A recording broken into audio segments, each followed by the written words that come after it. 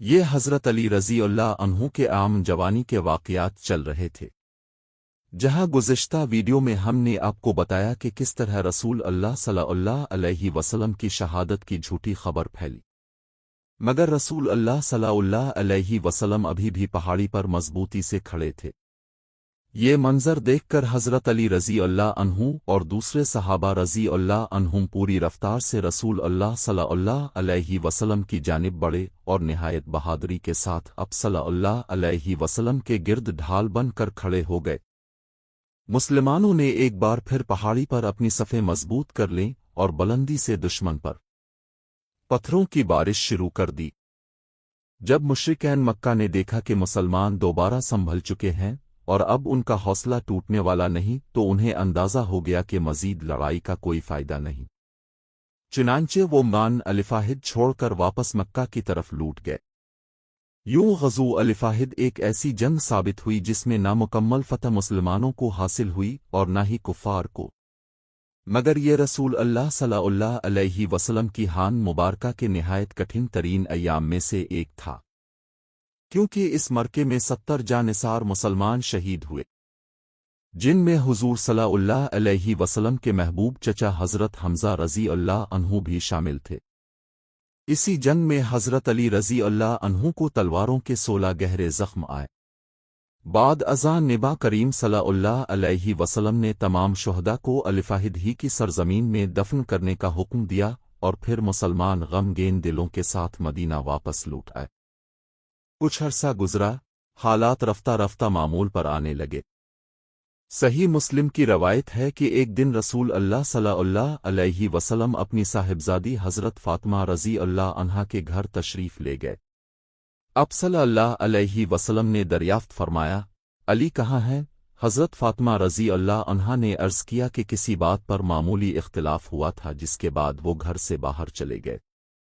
یہ سن کر اب صلی اللہ علیہ وسلم خود انہیں تلاش کرنے نکلے۔ جب مسجد نبوی صلی اللہ علیہ وسلم پہنچے تو دیکھا کہ حضرت علی رضی اللہ عنہ زمین پر آرام فرما رہے ہیں اور ان کے جسم مبارک پر مٹی لگی ہوئی ہے۔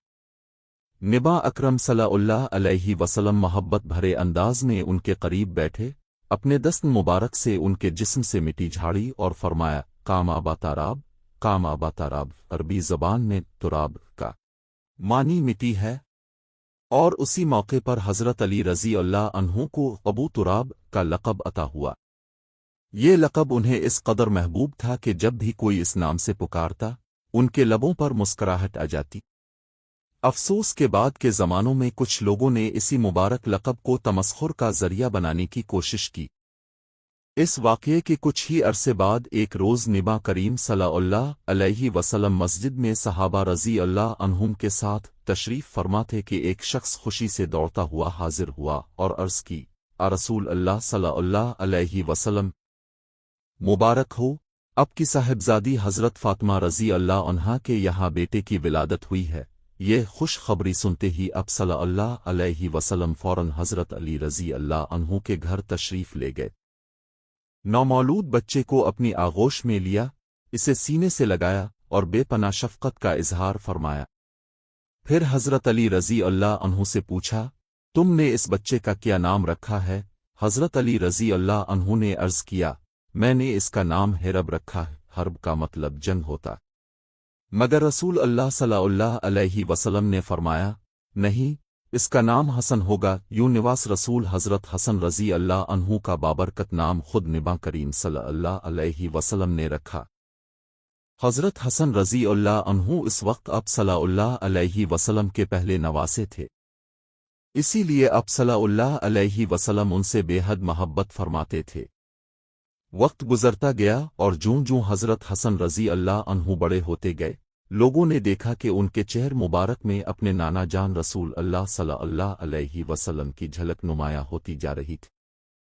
حضرت حسن رضی اللہ عنہ اپنے نانا جان رسول اللہ صلی اللہ علیہ وسلم سے بے حد مشابہت رکھتے تھے۔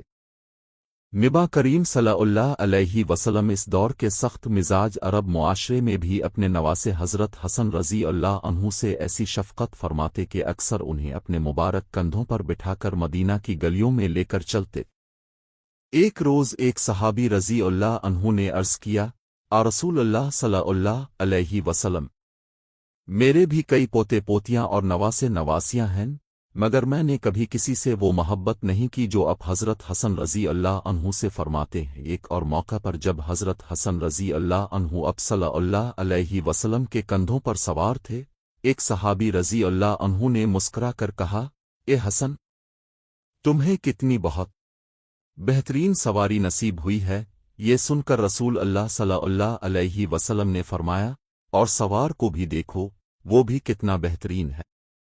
ایک مرتبہ اب صلی اللہ علیہ وسلم نے حضرت حسن رضی اللہ عنہ کو اپنی آغوش میں لیا اور دعا فرمائی، اے اللہ، اس شخص سے محبت فرما جو حسن سے محبت کرے۔ حضرت حسن رضی اللہ عنہ کے بارے میں سب سے عظیم بشارت وہ تھی جو نبی کریم صلی اللہ علیہ وسلم نے دیتے ہوئے فرمائی، میرا یہ بیٹا سید ہے، اور اللہ اس کے ذریعے مسلمانوں کے دو عظیم گروہوں میں صلح کرا دے گا۔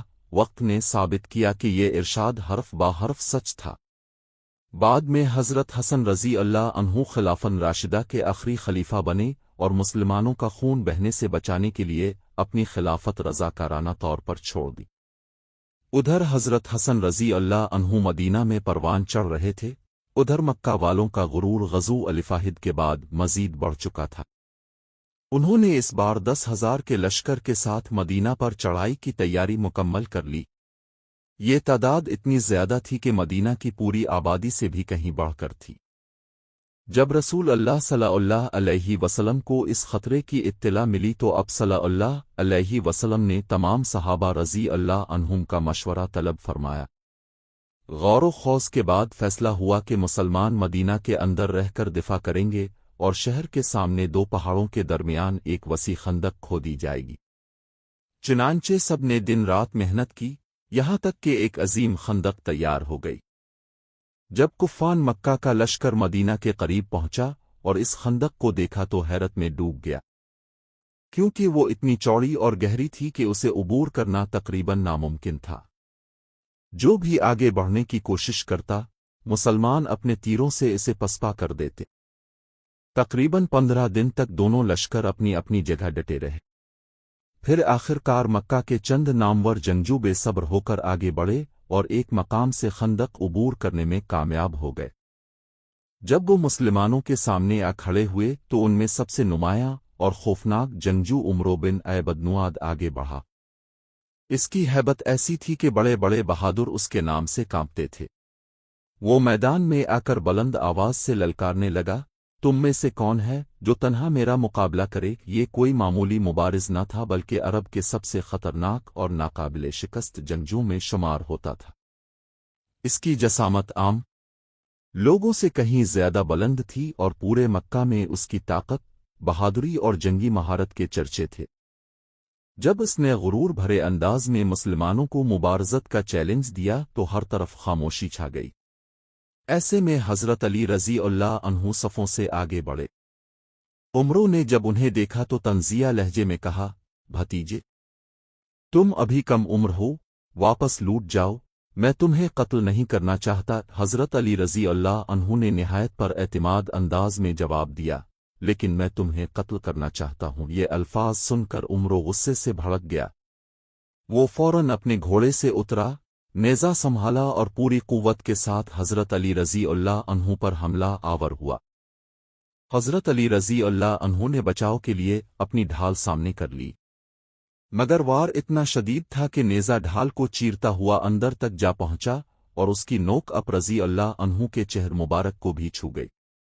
عرب کے سب سے بڑے جنگجو کا یہ وار کسی کو بھی زمین بوس کر سکتا تھا، مگر حضرت علی رضی اللہ عنہ ثابت قدم رہے۔ یہی لمحہ عمرو کی زندگی کی سب سے بڑی اور آخری غلطی ثابت ہوا۔ حضرت علی رضی اللہ عنہ نے بجلی کی سی تیزی سے خود کو سنبھالا اور ذوالفقار کا ایسا فیصلہ کن وار کیا کہ عمرو بن عبد نود وہیں ڈھیر ہو گیا۔ جیسے ہی وہ گرا، مسلمانوں کے لشکر سے نار تکبیر بلند ہوا۔ یہ منظر دیکھ کر کفار کے حوصلے ٹوٹ گئے اور جو لوگ خندق عبور کر کے آئے تھے، گھبراہٹ میں واپس بھاگ کھڑے ہوئے۔ اس کے بعد مشرکین نے دوبارہ حملہ کرنے کی جرأت نہ کی۔ कई रोज तक मदीना के बाहर पड़ाव डालने के बाद अचानक एक शदीद आंधी और तूफान ने उनके खैमे उखाड़ दिए, सामान बखर गया, लश्कर मुंतशिर हो गया और यूं 10,000 का वो अजीम लश्कर नाकाम होकर वापस लूट गया। इस तरह मुसलमानों ने ग़ज़ो खंदक में अजीम कामयाबी हासिल की। ग़ज़ो खंदक के कुछ ही अरसे बाद हज़रत अली रज़ी अल्लाह अन्हु के घर दूसरे साहिबजादे की विलादत हुई।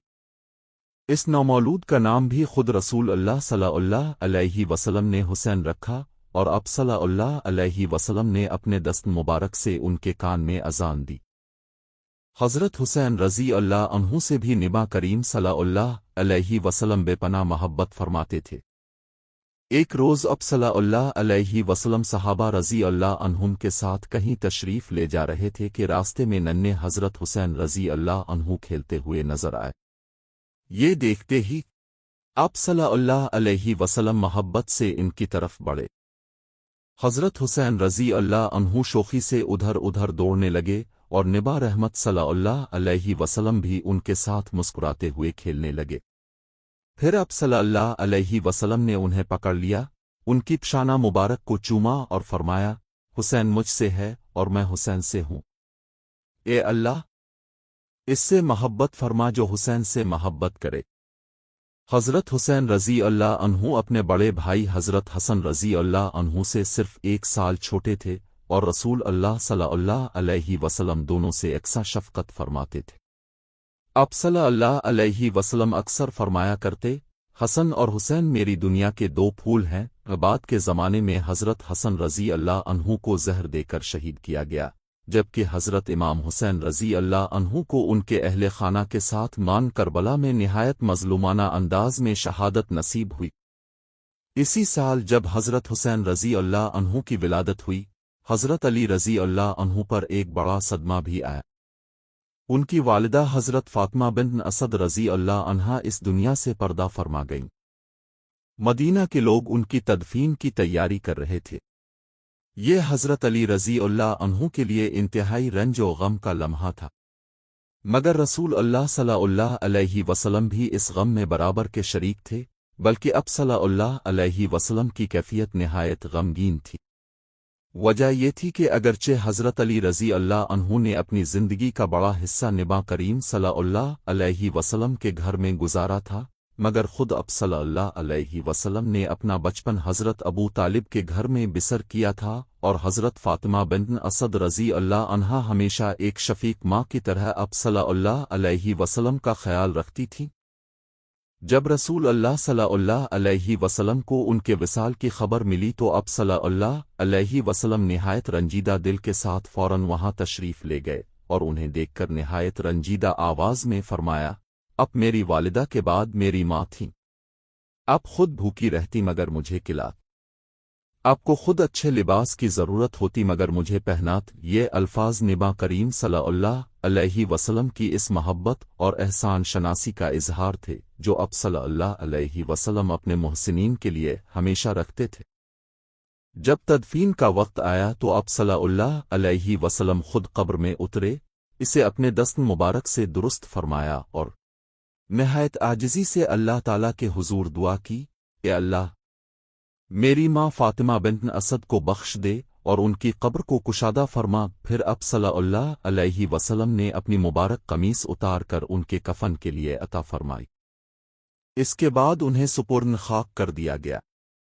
ये हज़रत अली रज़ी अल्लाह अन्हु के ख़ानदान का एक निहायत गम अंगेज़ लम्हा था, मगर उधर मदीना की इस्लामी रियासत में एक नई हिकमत अमली तरतीब पा रही थी।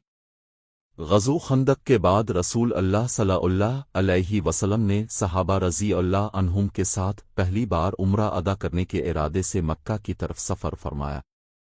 मुसलमानों ने पहले ही वाज़े कर दिया था कि वो जंग के लिए नहीं बल्कि सिर्फ बैत अल्लाह की ज़ियारत और उम्रे की अदायगी के लिए आ रहे हैं।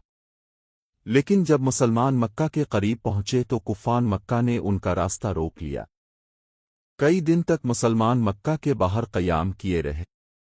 जब बज़ाहिर कोई रास्ता नज़र न आया तो बिलाखिर मुज़ाकरात का दरवाज़ा खुला और दोनों फरीकों के दरमियान एक तारीख़ी मुआहिदा तय पाया जिसे सल्ह हुदैबिया कहा जाता। मुआहदे की तहरीर लिखने की जिम्मेदारी हज़रत अली रज़ी अल्लाह अन्हु के सुपुर्द की गई क्योंकि वो बेहतरीन कातिबों में शुमार होते थे। हज़रत अली रज़ी अल्लाह अन्हु ने लिखना शुरू किया, नसम अल्लान अलरहमन अलरहनम। ये मुआहदा मोहम्मद रसूल अल्लाह सल्लल्लाहु अलैहि वसल्लम और अहले मक्का के दरमियान तय पाया। ये अल्फाज सुनते ही कुफ़ार की तरफ से एक शख्स फ़ौरन बोला, हम मोहम्मद को अल्लाह का रसूल नहीं मानते। अगर मानते होते तो फिर इख्तिलाफ ही क्यों होता। यहाँ मोहम्मद बिन अब्दुल्ला लिखा जाए। हज़रत अली रज़ी अल्लाह अन्हु ने नबी करीम सल्लल्लाहु अलैहि वसल्लम की तरफ देखा।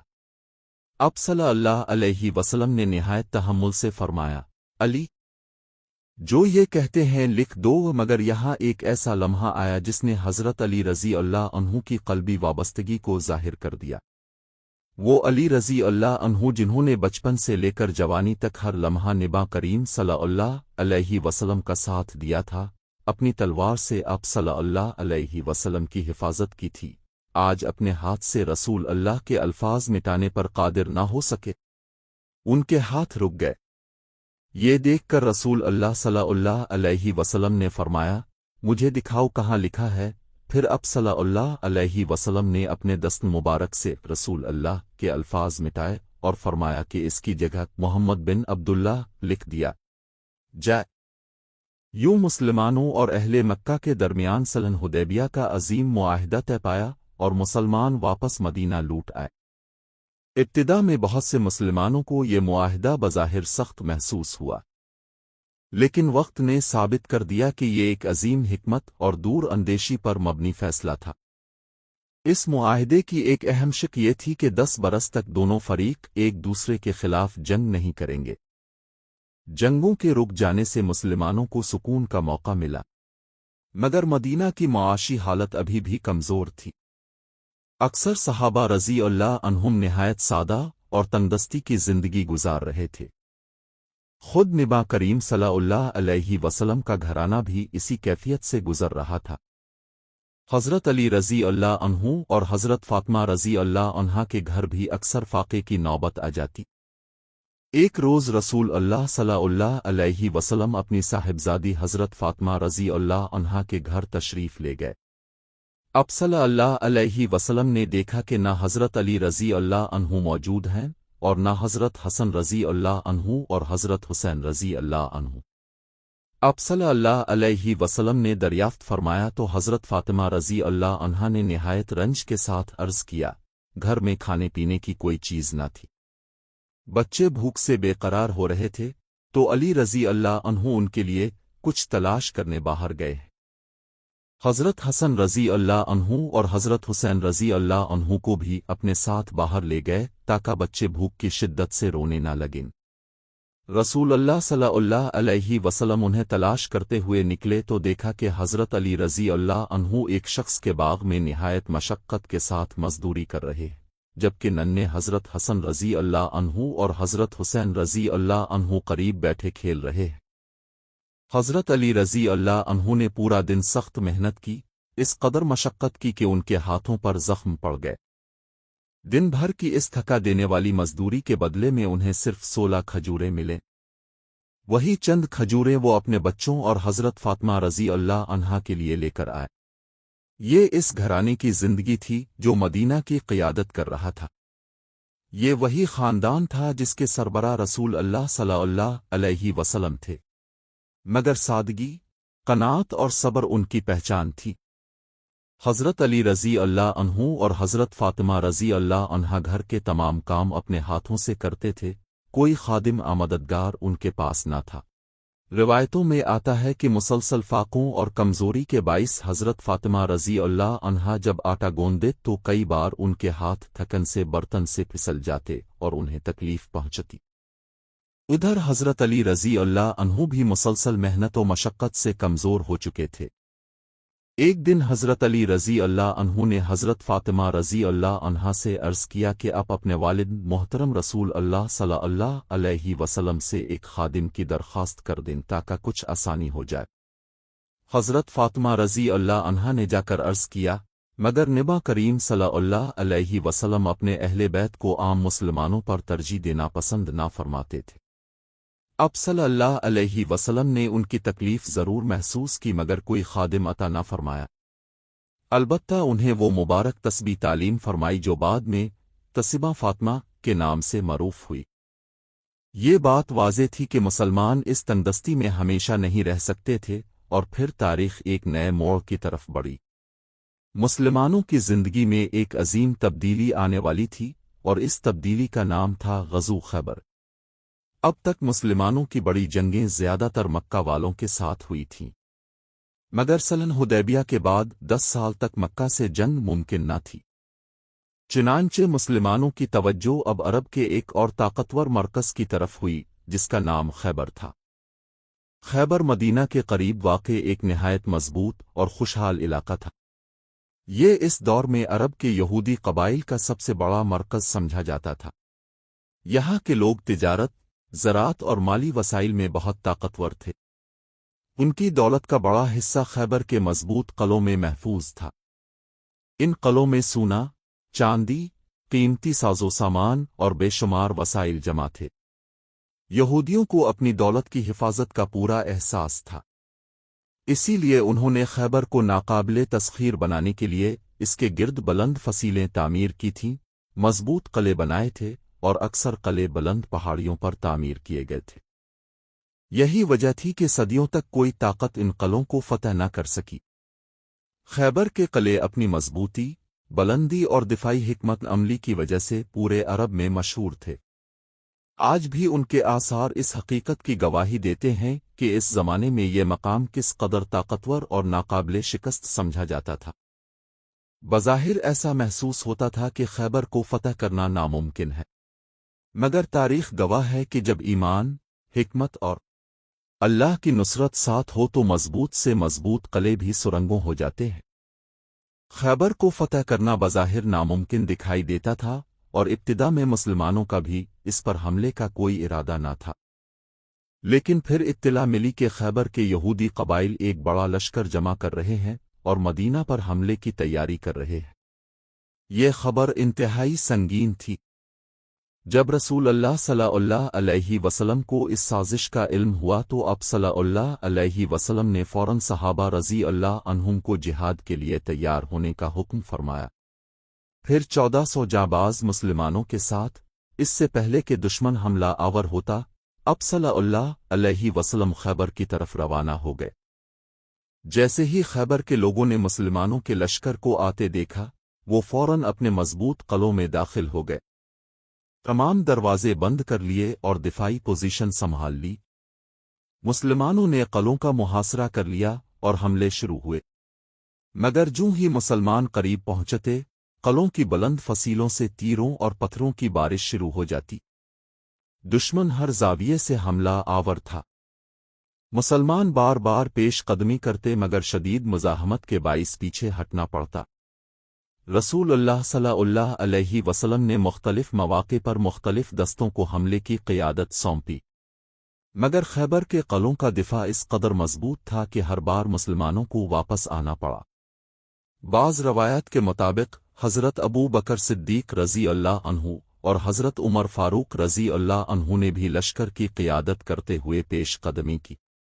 मुसलमान क़ले की दीवारों तक जा पहुँचे मगर ऊपर से बरसाए जाने वाले बड़े पत्थरों और शदीद मुज़ाहमत ने उन्हें वापस आने पर मजबूर कर दिया।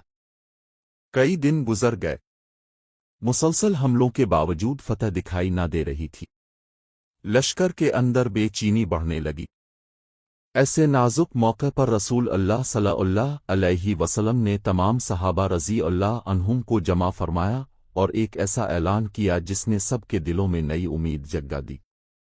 अब सल्लल्लाहु अलैहि वसल्लम ने फरमाया, कल मैं झंडा इस शख्स को दूंगा जो अल्लाह और उसके रसूल सल्लल्लाहु अलैहि वसल्लम से मोहब्बत करता है और अल्लाह और उसके रसूल सल्लल्लाहु अलैहि वसल्लम इससे मोहब्बत करते हैं और अल्लाह इसके हाथों फतह अता फरमाएगा। ये अल्फाज सुनते ही पूरे लश्कर में बेचैनी की लहर दौड़ गई। हर सहाबी रज़ी अल्लाह अन्हु के दिल में ख्वाहिश पैदा हुई कि काश ये सआदत इसे नसीब हो। हज़रत उमर रज़ी अल्लाह अन्हु खुद फरमाया करते थे, मुझे कभी क़यादत की ख्वाहिश नहीं हुई सिवाय इस दिन के जब मैंने दिल से चाहा कि काश ये झंडा मुझे अता हो। रात बेचैनी में गुजरी।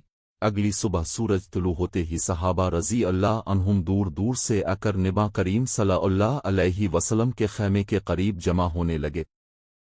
सब की नज़रें इसी रास्ते पर थीं जिधर से आप सल्लल्लाहु अलैहि वसल्लम तशरीफ लाने वाले थे। हर दिल में एक ही सवाल था, वो खुश नसीब कौन होगा। फिर रसूल अल्लाह सल्लल्लाहु अलैहि वसल्लम तशरीफ लाए। पूरा लश्कर अदब से खामोश हो गया।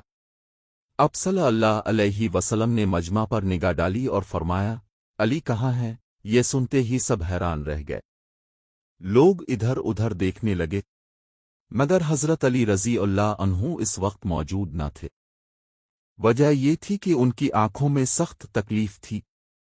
बचपन से इन्हें आंखों की एक तकलीफ रहती थी और इस दिन वो इस कदर शिद्दत इख्तियार कर गई थी कि वो खेमे से बाहर भी ना आ सकते थे। जब नबी करीम सल्लल्लाहु अलैहि वसल्लम को यह बताया गया तो अब सल्लल्लाहु अलैहि वसल्लम ने फौरन फरमाया, उन्हें मेरे पास लाओ। सहाबा रज़ी अल्लाह अन्हुम तेजी से हज़रत अली रज़ी अल्लाह अन्हु के खैमे की तरफ रवाना हुए और अर्ज़ किया, जल्दी आइए, रसूल अल्लाह सल्लल्लाहु अलैहि वसल्लम ने आपको तलब फरमाया है। आप ही वो खुश नसीब हैं जिनसे अल्लाह और उसके रसूल सल्लल्लाहु अलैहि वसल्लम मोहब्बत करते हैं, और आप ही के हाथों फतह नसीब होगी। ये सुनकर हज़रत अली रज़ी अल्लाह अन्हु फौरन उठे और नबी करीम सल्लल्लाहु अलैहि वसल्लम की खिदमत में हाजिर हो गए। आंखों की तकलीफ इतनी शदीद थी कि वो ठीक से देख भी नहीं पा रहे थे। रसूल अल्लाह सल्लल्लाहु अलैहि वसल्लम ने उन्हें देखा तो मोहब्बत से करीब बुलाया और अपना लुआम दहन उनकी आंखों में लगाया। ये एक ऐसा मौजिज़ा था जिसे तारीख ने हमेशा के लिए महफूज कर लिया। इसी लम्हे हज़रत अली रज़ी अल्लाह अन्हु की आंखें बिल्कुल ठीक हो गईं, गोया कभी कोई तकलीफ थी ही नहीं। फिर रसूल अल्लाह सल्लल्लाहु अलैहि वसल्लम ने उन्हें झंडा अता फरमाया और इरशाद फरमाया कि आगे बढ़ो और अल्लाह के नाम पर लड़ो यहाँ तक कि अल्लाह ताला फतह अता फरमा दे। हज़रत अली रज़ी अल्लाह अन्हु झंडा थामे आगे बढ़े। उनके कदमों में वही जोश था जो ग़ज़ू बदर और ग़ज़ू अल-फ़ाहिद में था। वही जुल्फ़िकार उनके हाथ में थी जिसने उमरो बिन अब्नविद को खंदक के मैदान में ढेर किया था, मगर इस बार मुकाबला खैबर के मजबूत कलों से था।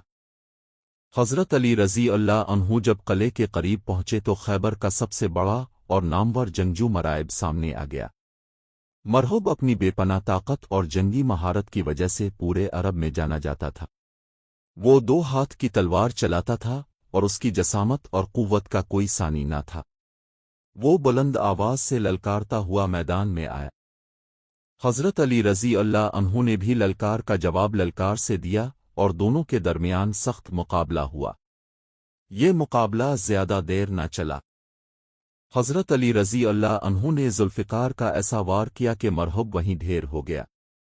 मरहूब के गिरते ही खैबर के लश्कर में हलचल मच गई।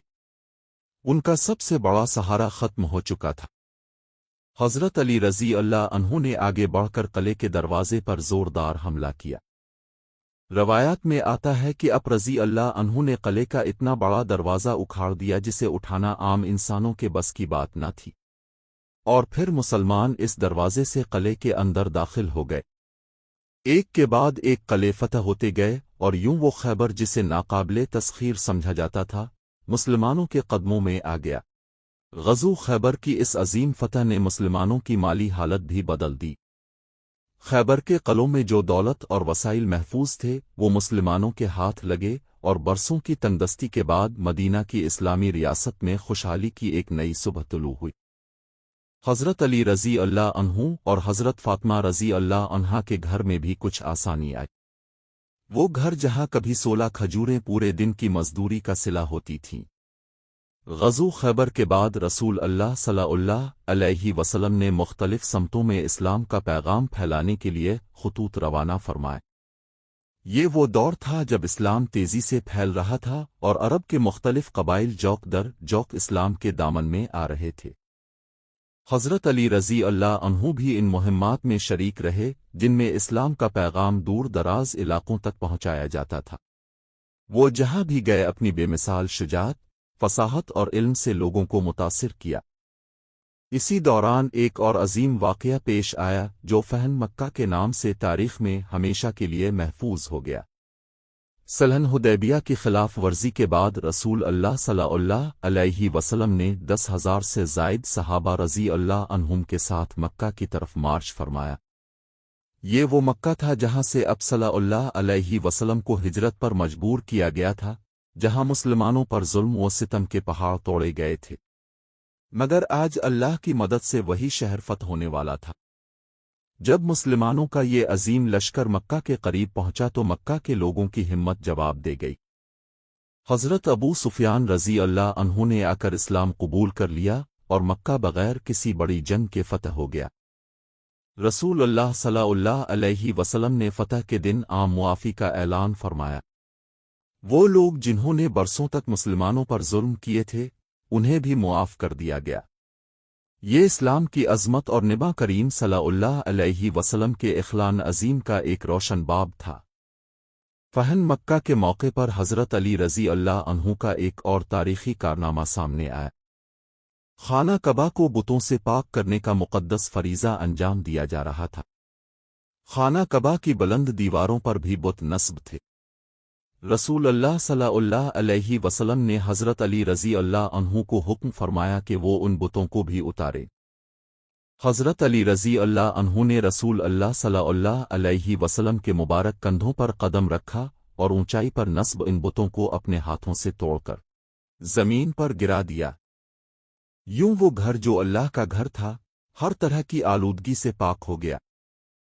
فتح مکہ کے بعد عرب میں اسلام کی روشنی اور بھی تیزی سے پھیلنے لگی۔ حضرت علی رضی اللہ عنہ مختلف علاقوں میں اسلام کا پیغام لے کر گئے۔ یمن میں بھی اپ رضی اللہ عنہ کو بھیجا گیا، جہاں اپ رضی اللہ عنہ نے اپنی حکمت اور فصاحت سے بے شمار لوگوں کو اسلام کی دعوت دی اور وہ اسلام کے دامن میں آ گئے۔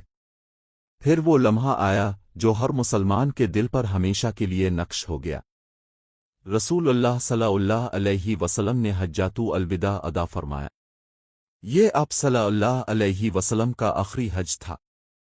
1,00,000 سے زائد صحابہ رضی اللہ عنہم آپ صلی اللہ علیہ وسلم کے ساتھ تھے۔ دان عرفات میں آپ صلی اللہ علیہ وسلم نے وہ تاریخی خطبہ ارشاد فرمایا جو قیامت تک انسانیت کے لیے رہنمائی کا سرچشمہ ہے۔ اس خطبے میں آپ صلی اللہ علیہ وسلم نے انسانی مساوات، عورتوں کے حقوق، غلاموں سے حسن سلوک اور اسلام کی بنیادی تعلیمات کو انتہائی جامع انداز میں بیان فرمایا۔ حجۃ الوداع کے بعد جب مدینہ واپسی ہوئی تو غدن خم کے مقام پر رسول اللہ صلی اللہ علیہ وسلم نے قافلہ روکا۔ ایک بڑا اجتماع ہوا اور آپ صلی اللہ علیہ وسلم نے حضرت علی رضی اللہ عنہ کا ہاتھ تھام کر فرمایا، جس کا میں مول ہوں اس کے علی بھی مول ہے۔ اے اللہ، جو علی سے محبت رکھے اس سے تو محبت رکھ، اور جو علی سے دشمنی رکھے اس سے تو دشمنی رکھ۔ یہ وہ الفاظ تھے جو صحابہ رضی اللہ عنہم کے دلوں میں ہمیشہ کے لیے محفوظ ہو گئے۔ مدینہ واپس آنے کے بعد رسول اللہ صلی اللہ علیہ وسلم کی طبیعت رفتہ رفتہ ناساز ہونے لگی۔ حضرت علی رضی اللہ عنہ اس پوری مدت میں آپ صلی اللہ علیہ وسلم کے قریب رہے۔ وہ ذات جو بچپن سے آپ صلی اللہ علیہ وسلم کے گھر میں پلی بڑی تھی، جوانی میں آپ صلی اللہ علیہ وسلم کی حفاظت کے لیے تلوار اٹھائی تھی، آج آپ صلی اللہ علیہ وسلم کی علالت میں بھی خدمت کے لیے موجود تھی۔ اور پھر وہ لمحہ آ گیا جس کا سوچنا بھی دلوں کو ہلا دیتا ہے۔ 12 ربیع الاول 11 ہجری کو رسول اللہ صلی اللہ علیہ وسلم اس دنیا سے پردہ فرما گئے۔ حضرت علی رضی اللہ عنہ پر جیسے آسمان ٹوٹ پڑا۔ وہ محبوب ہستی جن کی آغوش میں انہوں نے بچپن گزارا تھا، جن کے ساتھ ہر جنگ میں کندھے سے کندھا ملا کر لڑے تھے، جن کی مبارک صحبت حضرت علی رضی اللہ عنہ کی زندگی کا سب سے قیمتی خزانہ تھی، آج وہ ذات اس دنیا میں نہ رہی۔ حضرت علی رضی اللہ عنہ نے اپنے ہاتھوں سے رسول اللہ صلی اللہ علیہ وسلم کو غسل دیا۔ یہ وہ فریضہ تھا جو انہوں نے اپنی زندگی کے سب سے بھاری بوجھ کے ساتھ ادا کیا۔ آنکھوں سے آنسو بہہ رہے تھے مگر ہاتھ اپنا کام انجام دیتے رہے۔ رسول اللہ صلی اللہ علیہ وسلم کی تدفین بھی انہی کے ہاتھوں سے ہوئی۔ رسول اللہ صلی اللہ علیہ وسلم کے وصال کے بعد حضرت ابو بکر صدیق رضی اللہ عنہ خلیفہ مقرر ہوئے، پھر حضرت عمر فاروق رضی اللہ عنہ، پھر حضرت عثمان غنی رضی اللہ عنہ خلیفہ بنے۔ حضرت علی رضی اللہ عنہ نے ان تمام خلفاء کے دور میں مخلصانہ تعاون اور مشاورت فراہم کی۔ وہ اسلام کی بقا اور مسلمانوں کی خیر خواہی کو ہمیشہ اپنی ذاتی ترجیحات پر مقدم رکھتے تھے۔ حضرت عثمان غنی رضی اللہ عنہ کی شہادت کے بعد مسلمانوں نے حضرت علی رضی اللہ عنہ کے ہاتھ پر بیعت کی اور آپ رضی اللہ عنہ چوتھے خلفۂ راشد بنے۔ یہ وہ دور تھا جب مسلمانوں کے درمیان اندرونی اختلافات نے جنم لے لیا تھا اور حضرت علی رضی اللہ عنہ کے سامنے انتہائی کٹھن آزمائشیں تھیں۔ انہوں نے ہر موقع پر مسلمانوں کا خون بہانے سے بچانے کی بھرپور کوشش کی اور انصاف و عدل کو ہمیشہ اپنا شعار بنائے رکھا۔ حضرت علی رضی اللہ عنہ کا دون خلافت تقریباً 5 سال رہا۔ اس پورے عرصے میں وہ اسی سادگی اور قناعت کے ساتھ زندگی گزارتے رہے جو ان کی پہچان تھی۔ اپنے المال کے خزانے سے انہوں نے کبھی اپنے لیے کوئی اضافی سہولت نہ لی۔ وہ اسی طرح عام لباس پہنتے، عام کھانا کھاتے اور عام لوگوں میں بیٹھتے جیسا کہ رسول اللہ صلی اللہ علیہ وسلم کے دور میں کیا کرتے تھے۔ حضرت علی رضی اللہ عنہ کے علم کا کوئی ثانی نہ تھا۔ خود رسول اللہ صلی اللہ علیہ وسلم نے فرمایا تھا، میں علم کا شہر ہوں اور علی اس کا دروازہ ہے۔ وہ قرآن کریم کے نہایت گہرے عالم تھے۔ فقہ، حدیث اور خطابت میں ان کا مقام بے مثال تھا۔ ان کے خطبات اور اقوال آج بھی نہج البلاغہ کے نام سے محفوظ ہیں اور عربی ادب کا ایک اہم حصہ سمجھے جاتے ہیں۔ پھر وہ لمحہ آیا جو تاریخ کے سب سے دردناک لمحوں میں سے ایک ہے۔ رمضان المبارک کی 17ویں تاریخ 40 ہجری کو جب حضرت علی رضی اللہ عنہ مسجد میں فجر کی نماز کے لیے تشریف لائے تو ابن ملجم نامی ایک بدبخت نے زہر میں بجھی تلوار سے ان پر حملہ کر دیا۔ حضرت علی رضی اللہ عنہ کے سر مبارک پر گہرا زخم آیا۔ زخم اتنا شدید تھا کہ 2 دن بعد 21ویں رمضان کو آپ رضی اللہ عنہ شہید ہو گئے۔ انا للہ وانا الیہ راجعون۔ جب حضرت علی رضی اللہ عنہ کو احساس ہو گیا کہ ان کا آخری وقت قریب ہے تو انہوں نے اپنے بیٹوں حضرت حسن رضی اللہ عنہ اور حضرت حسین رضی اللہ عنہ کو بلایا اور وصیت فرمائی۔ انہیں تقوی، نماز، صلہ رحمی اور مسلمانوں کے ساتھ خیر خواہی کی تاکید فرمائی۔ اپنے قاتل کے بارے میں فرمایا کہ اسے اذیت نہ دی جائے، بس قصاص لیا جائے یا معاف کر دیا جائے۔ حضرت علی رضی اللہ عنہ کی شخصیت ایسی تھی کہ جس نے بھی انہیں قریب سے دیکھا وہ ان کا گرویدہ ہو گیا۔ ان میں شجاعت بھی تھی اور علم بھی، زہد بھی تھا اور سخاوت بھی، عدل بھی تھا اور مروت بھی۔ وہ ہر اس خوبی کا مجموعہ تھے جو ایک کامل انسان میں ہونی چاہیے۔ رسول اللہ صلی اللہ علیہ وسلم کی صحبت نے انہیں اس مقام تک پہنچایا تھا جہاں پہنچنا ہر کسی کے بس کی بات نہیں۔ حضرت علی رضی اللہ عنہ کی زندگی ہر مسلمان کے لیے ایک روشن مثال ہے۔ یہ مثال اس بات کی کہ ایمان، محبت خدا اور محبت رسول صلی اللہ علیہ وسلم کے ساتھ جب ایک انسان اپنی زندگی گزارے تو اللہ تعالیٰ اسے ایسی رفعت عطا فرماتا ہے جو تاریخ کے اوراق میں قیامت تک زندہ رہتی ہے۔ رضی اللہ عنہ ورثہ ایک ایسی رات جو خاموش تھی، مگر زمین پر ایک ایسا سفر شروع ہو چکا تھا جو زمانوں کو بدلنے والا تھا۔ 2 مسافر شہر سے نکلے اور پیچھے ہر طرف تلاش اور بے چینی پھیل گئی۔ ہر راستہ بند تھا، ہر طرف خطرے کی آنکھیں اور تعاقب کا خوف تھا۔ بس ایک لمحہ بھی غلط ہو جاتا تو سب کچھ وہیں رک سکتا تھا۔ پھر قدرت نے ایسا پردہ کیا کہ قریب آ کر بھی دشمن کچھ نہ دیکھ سکا، اور یہ وہ لمحہ تھا جس نے آنے والے وقت کی پوری سمت بدل دی۔ رات کے وقت حضور حضرت ابو بکر صدیق رضی اللہ عنہ کے ساتھ روانہ ہوئے اور پہاڑ سور کے پاس پہنچے۔ سفر کے دوران کبھی حضرت ابو بکر صدیق رضی اللہ عنہ حضور کے آگے چلنے لگتے تو کبھی پیچھے۔ حضرت صلی اللہ علیہ وسلم نے دریافت فرمایا، ابو بکر، ایسا کیوں کر رہے ہو؟ جواب میں انہوں نے عرض کیا، اللہ کے رسول، مجھے اس خیال سے پریشانی ہے کہ کہیں راستے میں کوئی آپ کی گھات میں نہ بیٹھا ہو۔ اس پہاڑ میں ایک غار تھا दोनों गार के दहाने तक पहुंचे तो हज़रत अबू बकर रज़ी अल्लाह अन्हु ने अर्ज़ किया, क़िस्म इस ज़ात की जिसने आपको हक़ देकर भेजा। अगर गार में कोई मूज़ी कीड़ा हुआ तो कहीं वो आपको नुकसान ना पहुंचा दे। चुनांचे हज़रत अबू बकर सिद्दीक़ रज़ी अल्लाह अन्हु गार में दाखिल हुए। उन्होंने गार को हाथों से टटोल कर देखना शुरू किया। जहां कोई सुराख मिलता अपनी चादर से एक टुकड़ा फाड़कर उसे बंद कर देते। इस तरह उन्होंने तमाम सुराख बंद कर दिए, मगर एक सुराख रह गया और उसी में सांप था। हज़रत अबू बकर सिद्दीक़ रज़ी अल्लाह अन्हु ने इस सुराख पर अपनी एड़ी रख दी। इसके बाद इन्हज़र गार में दाखिल हुए। उधर सांप ने अपने सुराख पर एड़ी देखी तो इस पर डंक मारा। तकलीफ की शिद्दत से हज़रत अबू बकर सिद्दीक़ रज़ी अल्लाह अन्हु की आंखों से आंसू निकल पड़े, लेकिन उन्होंने अपने मुंह से आवाज़ न निकलने दी, इसलिए कि इस वक्त इन्हज़रत उनके जानों पर सर रखकर सो रहे थे। हज़रत अबू बकर सिद्दीक़ रज़ी अल्लाह अन्हु ने सांप के डसने के बावजूद अपने जिस्म को ज़रा सी भी हरकत ना दी, न आवाज़ निकाली कि कहीं हुजूर की आंख न खुल जाए। ताहम आंख से आंसू निकलने को वो किसी तरह न रोक सके। वो हुजूर पर गिरे, उनके गिरने से हुजूर की आंख खुल गई। इब्ने हज़रत अबू बकर सिद्दीक़ रज़ी अल्लाह अन्हु की आंखों में आंसू देखे तो पूछा, अबू बकर क्या हुआ? उन्होंने जवाब दिया, अब पर मेरे माँ बाप कुर्बान, मुझे सांप ने डस लिया है। इब्ने अपना लौम दहन सांप के काटने की जगह पर लगा दिया। इससे तकलीफ और जहर का असर फौरन दूर हो गया। सुबह हुई।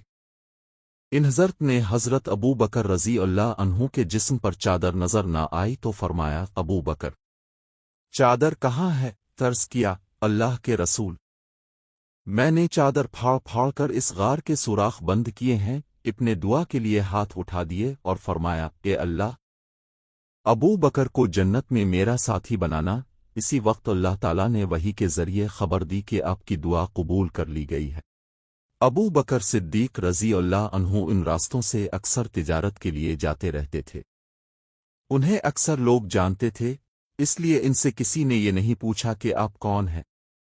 उधर कुरैश ने 100 ऊँटनियों का ऐलान किया था। ये ऐलान सराका बिन मालिक रज़ी अल्लाह अन्हु ने भी सुना, जो उस वक्त तक ईमान नहीं लाए थे। सराका रज़ी अल्लाह अन्हु खुद अपनी कहानी इन अल्फाज में सुनाते हैं, मैंने ये ऐलान सुना ही था कि मेरे पास साहिली बस्ती का एक आदमी आया। उसने कहा कि ए सराका, मैंने कुछ लोगों को साहिल के करीब जाते देखा है और मेरा ख्याल है कि वो मुहम्मद और उनके साथी हैं। मुझे भी यकीन हो गया कि वो इन्हज़रत और उनके साथी ही हो सकते हैं। चुनांचे में उठा, घर गया और अपनी बांदी को हुक्म दिया कि मेरी घोड़ी निकाल कर चुपके से वादी में पहुंचा दे और वहीं ठहर कर मेरा इंतजार करे। इसके बाद मैंने अपना नेज़ा निकाला और अपने घर की पिछली तरफ से निकलकर वादी में पहुंचा। इस राजदारी में मकसद ये था कि मैं अकेला ही काम कर डालूं और 100 ऊँटनियों का इनाम हासिल कर लूं। मैंने अपनी ज़रा भी पहन ली थी। फिर मैं अपनी घोड़ी पर सवार होकर इस तरफ रवाना हुआ। मैंने अपनी घोड़ी को बहुत तेज दौड़ाया, यहां तक कि आखिरकार में इन्हज़रत से कुछ फासले पर पहुंच गया। लेकिन इसी वक्त मेरी घोड़ी को ठोकर लगी। वो मुंह के बिल नीचे गिरी, मैं भी नीचे गिरा। फिर घोड़ी उठकर हनानाने लगी। मैं उठा। मेरे तरकश में फाल के तीर थे। ये वो तीर थे जिनसे अरब के लोग फाल निकालते थे। इनमें से किसी तीर पर लिखा होता करो और किसी पर न करो। मैंने इनमें से एक तीर लिया और फाल निकाली। फाल में इनकार निकला, यानी ये काम न करो। लेकिन ये बात मेरी मर्जी के खिलाफ थी। मैं 100 ऊँटनियों का इनाम हासिल करना चाहता था। नाव वाला तीर निकलने के बावजूद मैं घोड़ी पर सवार होकर आगे बढ़ा, यहां तक कि इन्हज़रत के बहुत करीब पहुंच गया, जो कि इस वक्त कुरान करीम की तिलावत कर रहे और पीछे मुड़कर नहीं देख रहे थे। अलबत्ता हज़रत अबू बकर रज़ी अल्लाह अन्हु मुड़कर बार बार देख रहे थे। इसी वक्त मेरी घोड़ी की अगली दोनों टांगें घुटनों तक जमीन में धंस गईं, हालांकि वहां जमीन सख्त और पथरीली थी। मैं घोड़ी से उतरा, से डांटा। वो खड़ी हो गई, लेकिन उसकी टांगें अभी तक जमीन में धंसी हुई थीं, वो जमीन से ना निकली। मैंने फिर फाल निकाली, इनकार वाला तीर ही निकला। आखिर में पुकार उठा, मेरी तरफ देखिए, मैं आपको कोई नुकसान नहीं पहुंचाऊंगा और न मेरी तरफ से आपको कोई नागवार बात पेश आएगी। मैं सराका बन मालिक हूं, आपका हमदर्द हूं, आपको नुकसान पहुंचाने वाला नहीं हूं। मुझे मालूम नहीं कि मेरी बस्ती के लोग भी आपकी तरफ रवाना हो चुके हैं या नहीं। ये कहने से मेरा मतलब था कि अगर कुछ और लोग इस तरफ आ रहे होंगे तो मैं उन्हें रोक दूंगा। इस पर इन हज़रत ने हज़रत अबू बकर रज़ी अल्लाह अन्हु से फरमाया, इससे पूछो ये क्या चाहता है। अब मैंने उन्हें अपने बारे में बताया, अपने इरादे के बारे में बता दिया और बोला, बस अब दुआ कर दीजिए कि मेरी घोड़ी की टांगें ज़मीन से निकल आएं। मैं वदा करता हूं अब आपका पीछा नहीं करूंगा। नबी करम ने दुआ फरमाई। आपके दुआ फरमाते ही सराका रज़ी अल्लाह अन्हु की घोड़ी के पांव ज़मीन से निकल आए। घोड़ी के पांव जूं ही बाहर आए, सराका रज़ी अल्लाह अन्हु फिर उस पर सवार हुए और इब की तरफ बढ़े।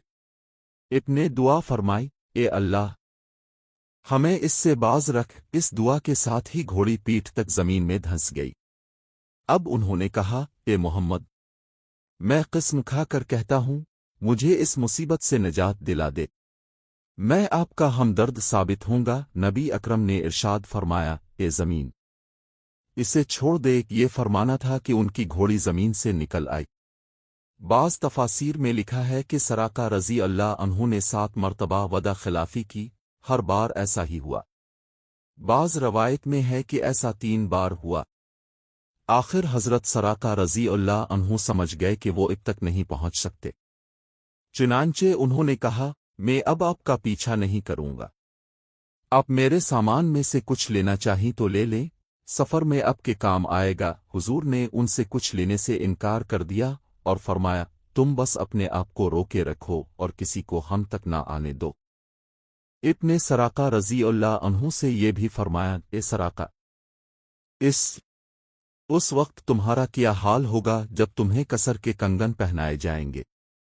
अपने ईमान लाने की तफसील सराका रज़ी अल्लाह अन्हु यूं बयान करते हैं, जब रसूल करम हुनैन और ताइफ की लड़ाइयों से फारिग हो चुके तो मैं उनसे मिलने के लिए रवाना हुआ। उनसे मेरी मुलाकात जनाराना के मकाम पर हुई। मैं अंसारी सवारों के दरमियान से लश्कर के इस हिस्से की तरफ रवाना हुआ जहां इप अपनी ऊँटनी पर तशरीफ फरमा थे। मैंने करीब पहुंचकर अर्ज़ किया, ए अल्लाह के रसूल, मैं सराका हूँ। इरशाद फरमाया, करीब आ जाओ। मैं नज़दीक चला आया और फिर ईमान ले आया। ये सराका नबी अकरम से मुआफ़ी मिलने के बाद वापस पलटे और रास्ते में जो भी इब की तलाश में आता हुआ मिला, ये इसे ये कहकर लौटाते रहे, मैं इस तरफ ही से होकर आ रहा हूँ, उधर मुझे कोई नहीं मिला। और लोग जानते ही हैं मुझे रास्तों की कितनी पहचान है। गरज इस रोज़ ये काफ़िला तमाम रात चलता रहा, यहाँ तक कि चलते चलते अगले दिन दोपहर का वक्त हो गया। अब दूर दूर तक कोई आता जाता नजर नहीं आ रहा था। ऐसे में सामने एक चट्टान उभरी हुई नजर आई। उसका साया काफी दूर तक फैला हुआ था। हुजूर अकरम ने इस जगह पर पड़ाव डालने का इरादा फरमाया। हज़रत अबू बकर सिद्दीक रज़ी अल्लाह अन्हु सवारी से उतरे और अपने हाथों से जगह साफ करने लगे ताकि एक चट्टान के साए में सो सकें। जगह साफ करने के बाद उन्होंने अपनी पोस्तीन वहां बिछा दी और अर्ज़ किया, अल्लाह के रसूल, यहां सो जाइए, मैं पहरा दूंगा। हुजूर अकरम सो गए। ऐसे में हज़रत अबू बकर सिद्दीक रज़ी अल्लाह अन्हु ने एक चरवाहे को चट्टान की तरफ आते देखा, शायद वो भी साए में आराम करना चाहता था। अबू बकर सिद्दीक रज़ी अल्लाह अन्हु फौरन इस तरफ मुड़े और उससे बोले, तुम कौन हो?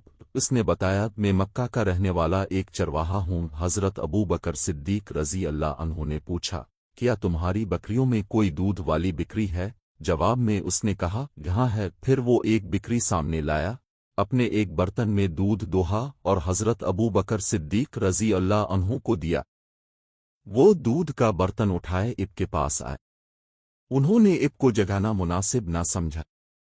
दूध का बर्तन लिए इस वक्त तक खड़े रहे जब तक कि इब जाग ना गए।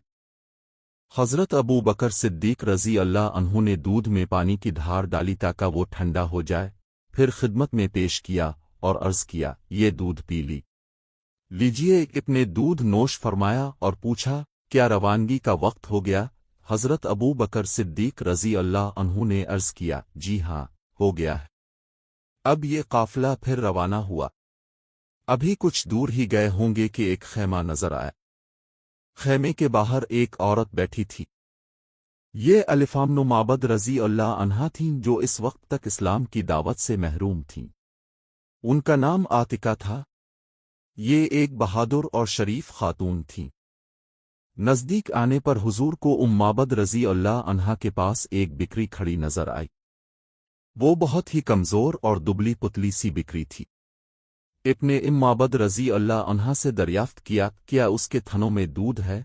माबद रज़ी अल्लाह अन्हा ने बोला, इस कमज़ोर और मरियल बिकरी के थनों में दूध कहाँ से आएगा? इब्ने इरशाद फरमाया, क्या तुम मुझे इसे दोहने की इजाज़त दोगी? इस पर माबद रज़ी अल्लाह अन्हा बोले, लेकिन ये तो अभी वैसे भी दूध देने वाली नहीं हुई। आप खुद सोचिए, ये दूध किस तरह दे सकती है? मेरी तरफ से इजाज़त है। अगर इससे आप दूध निकाल सकते हैं तो निकाल लीजिए।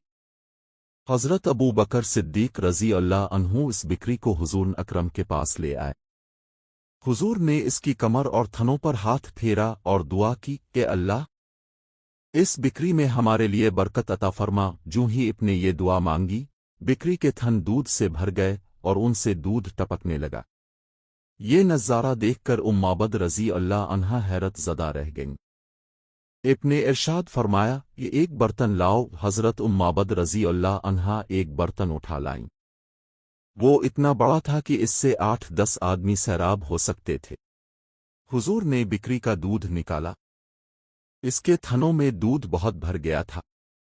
इब्ने वो दूध पहले माबद रज़ी अल्लाह अन्हा को दिया। उन्होंने खूब सैर होकर पिया। इसके बाद उनके घर वालों ने पिया। आखिर में नबी करीम ने खुद दूध नोश फरमाया और फिर इरशाद फरमाया, कौम को पिलाने वाला खुद सबसे बाद में पीता है। सबके दूध पी लेने के बाद इब्ने फिर बिकरी का दूध निकाल कर माबद रज़ी अल्लाह अन्हा को दे दिया और वहां से आगे रवाना हुए। शाम के वक्त माबद रज़ी अल्लाह अन्हा के शौहर अबू माबद रज़ी अल्लाह अन्हु लूटे। वो अपनी बकरियां चुराने के लिए गए हुए थे। खैमे पर पहुंचे तो वहां बहुत सा दूध नजर आया। दूध देखकर हैरान हो गए। बीवी से बोले, ए माबद, ये यहां दूध कैसा रखा है? घर में तो कोई दूध देने वाली बिकरी नहीं है। मतलब ये था कि यहां जो बिकरी थी वो तो दूध दे ही नहीं सकती थी। फिर ये दूध कहां से आया? हज़रत माबद रज़ी अल्लाह अन्हा बोले, आज यहां से एक बहुत मुबारक शख्स का गुजर हुआ था। ये सुनकर हज़रत अबू माबद रज़ी अल्लाह अन्हु और हैरान हुए। फिर बोले, उनका हुलिया तो बताओ। जवाब में माबद रज़ी अल्लाह अन्हा ने कहा, उनका चेहरा नूरानी था। इनकी आंखें उनकी लंबी पलकों के नीचे चमकती थीं, वो गहरी सिया थीं। इनकी आवाज में नरमी थी। वो दरमियाने कद के थे, ना बहुत ज्यादा लंबे। उनका कलाम ऐसा था जैसे किसी लड़ी में मोती पिरो दिए गए हों। बात करने के बाद जब खामोश होते थे तो उन पर बावकार संजीदगी होती थी। अपने साथियों को किसी बात का हुक्म देते थे तो वो जल्द जल्द इसे पूरा करते थे। वो उन्हें किसी बात से रोकते थे तो फौरन रुक जाते थे। वो इंतहाई खुश अखलाक थे। उनकी गर्दन से नूर की किरणें फूटती थीं। उनके दोनों अबरू मिले हुए थे। बाल नहायत सिया थे। वो दूर से देखने पर निहायत शानदार और करीब से देखने पर निहायत हुसैन और जमील लगते थे। उनकी तरफ नजर पड़ती तो फिर दूसरी तरफ हट नहीं सकती थी। अपने साथियों में वो सबसे ज्यादा हुसैन और जमील और बारोब थे, सबसे ज्यादा बुलंद मर्तबा थे। हज़रत माबद रज़ी अल्लाह अन्हा का बयान करदा हुलिया सुनकर उनके शौहर बोले, अल्लाह की कसम, ये हुलिया और सिफात तो उन्हें कुरैशी बुजुर्ग की है। अगर मैं इस वक्त यहाँ होता तो जरूर उनकी पैरवी इख्तियार कर लेता और मैं अब उसकी कोशिश करूँगा। चुनांचे रवायत में आता है कि हज़रत माबद और हज़रत अबू माबद रज़ी अल्लाह अन्हुमा हिजरत करके मदीना मुनव्वरा आए थे और उन्होंने इस्लाम कबूल किया था। हज़रत माबद रज़ी अल्लाह अन्हा की जिस बिकरी का दूध इब्ने दोहा था, वो बिकरी हज़रत उमर रज़ी अल्लाह अन्हु की खिलाफत के ज़माने तक जिंदा रही। उधर मक्का में जब कुरैश को नबी करम का कुछ पता न चला तो वो लोग हज़रत अबू बकर सिद्दीक रज़ी अल्लाह अन्हु के दरवाजे पर आए। इनमें अबू जहल भी था। दरवाजे पर दस्तक दी गई तो हज़रत अबू बकर सिद्दीक रज़ी अल्लाह अन्हु की बड़ी बेटी हज़रत अस्मा रज़ी अल्लाह अन्हा बाहर निकले। अबू जहल ने पूछा, तुम्हारे वालिद कहाँ हैं? वो बोले, मुझे नहीं मालूम। ये सुनकर अबू जहल ने उन्हें एक जोरदार थप्पड़ मारा। थप्पड़ से उनके कान की बौली टूट कर गिर गई। इस पर भी हज़रत अस्मा रज़ी अल्लाह अन्हा ने उन्हें कुछ न बताया। अबू जहल और उसके साथी बुड़बुड़ाते हुए नाकाम लूट गए। उधर मदीना मुनव्वरा के मुसलमानों को ये खबर मिली कि अल्लाह के रसूल मक्का मुकरमा से हिजरत करके मदीना मुनव्वरा की तरफ चल पड़े। अब तो वो बेचैन हो गए, इंतज़ार करना उनके लिए मुश्किल हो गया। रोज़ाना सुबह सवेरे अपने घरों से निकल पड़ते और हरवा के मकाम तक आ जाते। मदीना मुनव्वरा के बाहर एक पथरीली ज़मीन है। जब दोपहर हो जाती और धूप में तेज़ी आ जाती तो मायूस होकर वापस लौट आते। फिर एक दिन ऐसा हुआ कि मदीना मुनव्वरा के लोग घरों से मकाम हरवा तक आए। जब काफ़ी देर हो गई और धूप में तेज़ी आ गई तो वो फिर वापस लौटने लगे। ऐसे में एक यहूदी हरवा के एक ऊंचे टीले पर चढ़ा। इसे मक्का की तरफ से कुछ सफ़ेद लिबास वाले आते दिखाई दिए। इस काफिले से उठने वाली गर्द से निकलकर जब इन हज़रत वाज़े तौर पर नजर आए तो वो यहूदी पुकार उठा, ए गिरोआ अरब, जिनका तुम्हें इंतजार था वो लोग आ गए। ये अल्फाज सुनते ही मुसलमान दौड़े और हरवा के मकाम पर पहुंच गए। उन्होंने हुजूर अक़दस और उनके साथियों को एक दरख्त के साए में आराम करते पाया। एक रवायत में है कि 500 से कुछ ज्यादा अंसारियों ने इब का इस्तकबाल किया। हुजूर अकरम ने इरशाद फरमाया, जिस शख्स ने मुकम्मल तौर पर वज़ू किया फिर मस्जिद काबा में नमाज पढ़ी तो उसे एक हज और उम्रा का सवाब मिलेगा। हुजूर अक़दस अक्सर इस मस्जिद में तशरीफ़ लाते रहे। इस मस्जिद की फ़जीलत में अल्लाह ताला ने सूरत अल-तौबा में एक आयत भी नाजिल फरमाई। काबा से इब मदीना मुनव्वरा पहुँचे। ज्यों ही आपकी आमद की खबर मुसलमानों को पहुंची, उनकी खुशी की इंतहा न रही। हज़रत बुराक रज़ी अल्लाह अन्हु फरमाते हैं कि मैंने मदीना वालों को इन हज़रत की आमद पर जितना खुश देखा, इतना किसी और मौके पर नहीं देखा।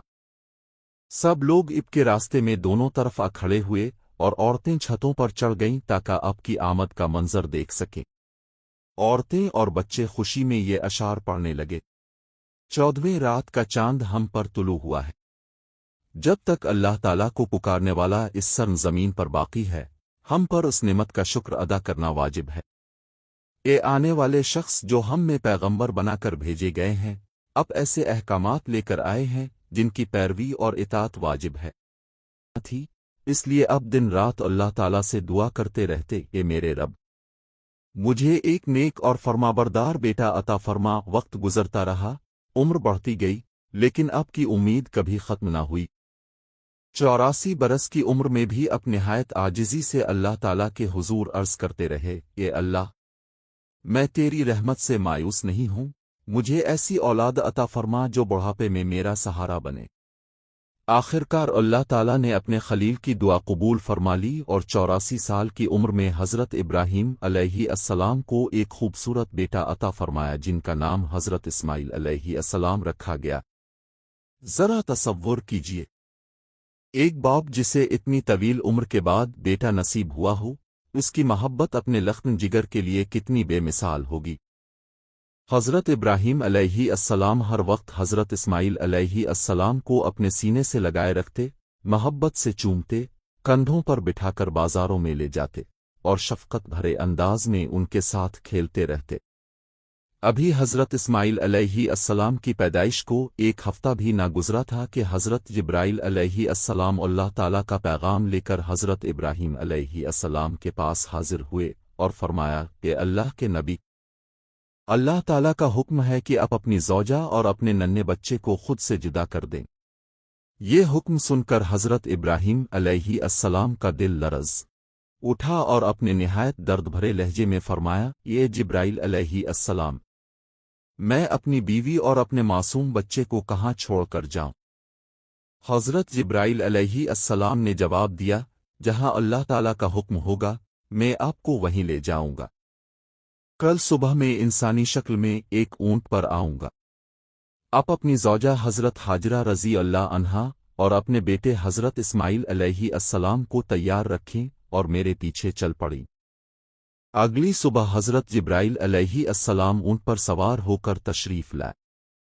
हज़रत इब्राहीम अलैहि अस्सलाम ने हज़रत हाजरा रज़ी अल्लाह अन्हा और नन्हे हज़रत इस्माइल अलैहि अस्सलाम को ऊंट पर बिठाया और ख़ुद भी सवार हो गए। हज़रत जिब्राइल अलैहि अस्सलाम का ऊंट आगे आगे चलता रहा और हज़रत इब्राहीम अलैहि अस्सलाम उनके पीछे सफ़र करते रहे। वो फ़लस्तीन से रवाना हुए, मुख्तलिफ शहरों और बस्तियों से गुज़रते गए, दिन हफ्तों में और हफ्ते महीनों में बदलते चले गए। एक तवील सफ़र के बाद वो अरब की सरजमीन पर पहुँचे। इस ज़माने में अरब का इलाका वीरान और सुनसान था। न कहीं इंसान दिखाई देता था और न किसी परिंदे की आवाज़ सुनाई देती थी।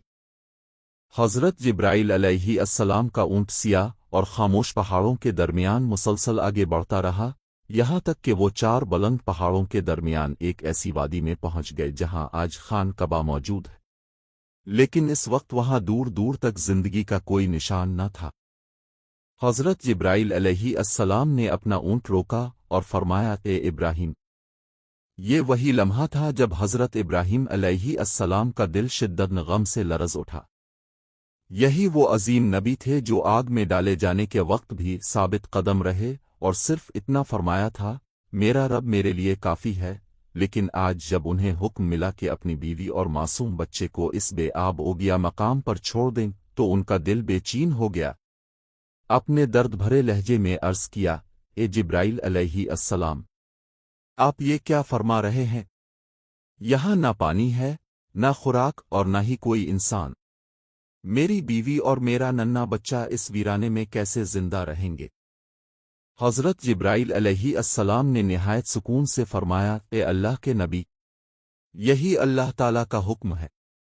आप उन्हें यहीं छोड़ दें और वापस फ़लस्तीन लौट जाएं। ये कहकर हज़रत जिब्राइल अलैहि अस्सलाम वहाँ से रवाना हो गए और हज़रत इब्राहीम अलैहि अस्सलाम अपनी ज़ौजा अलिफ और अपने बेटे को हसरत भरी निगाहों से देखते रह गए। अपने हज़रत इस्माइल अलैहि अस्सलाम को अपनी आगोश में उठाया, मोहब्बत से सीने से लगाया और बेइख्तियार आपकी आंखों से आंसू बहने लगे। शायद दिल में यह ख्याल बार बार आ रहा था कि न जाने अब दोबारा अपने इस प्यारे बेटे को देख सकूंगा या नहीं। फिर आपने जल्दी जल्दी चंद लकड़ियां जमा करना शुरू कर दी और एक छोटी सी झोंपड़ी तैयार की। फिर अपनी ज़ौजा हज़रत हाजरा रज़ी अल्लाह अन्हा और नन्हे हज़रत इस्माइल अलैहि अस्सलाम को इसमें बिठाया और वापस फ़लस्तीन की तरफ रवाना होने लगे। जैसे ही हज़रत हाजरा रज़ी अल्लाह अन्हा ने अपने शौहर को जाते देखा तो बेताब होकर उनके पीछे दौड़ पड़ी। रोते हुए अर्ज़ करने लगे, अब हमें इस सुनसान वादी में छोड़कर कहाँ जा रहे हैं? यहाँ न खाने का इंतज़ाम है, न पानी का कोई निशान। मैं और मेरा बच्चा इस बेआबाद जगह पर कैसे जिंदा रहेंगे? हम तो हलाक हो जाएंगे।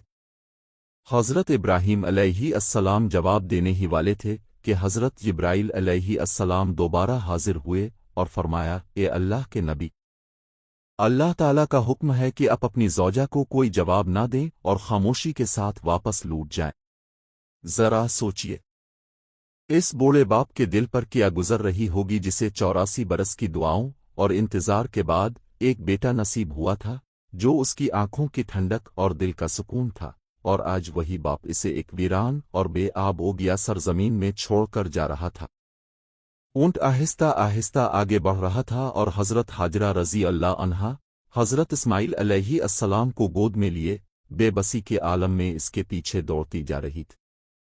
आंसू में डूबी आवाज में बार बार कहती थीं, आप हमें क्यों छोड़कर जा रहे हैं?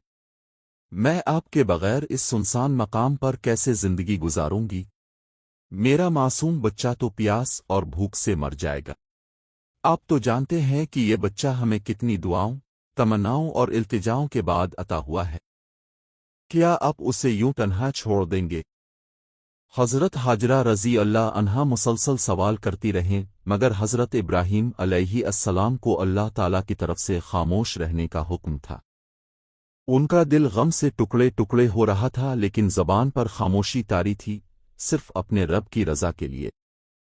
حضرت حاجرہ رضی اللہ عنہا مسلسل ان کے پیچھے دوڑتی رہیں، کبھی فریاد کرتی اور کبھی کہتی، آخر کچھ تو بولیے، آپ اتنے خاموش کیوں ہیں؟ تقریباً 9 کلومیٹر تک وہ اپنے شوہر کے اونٹ کے پیچھے بھاگتی رہیں اور ہر قدم پر دل کو چیر دینے والے سوال کرتی رہیں۔ آخرکار جب وہ تھک کر نڈھال ہو گئیں تو ان کے دل میں ایک خیال آیا۔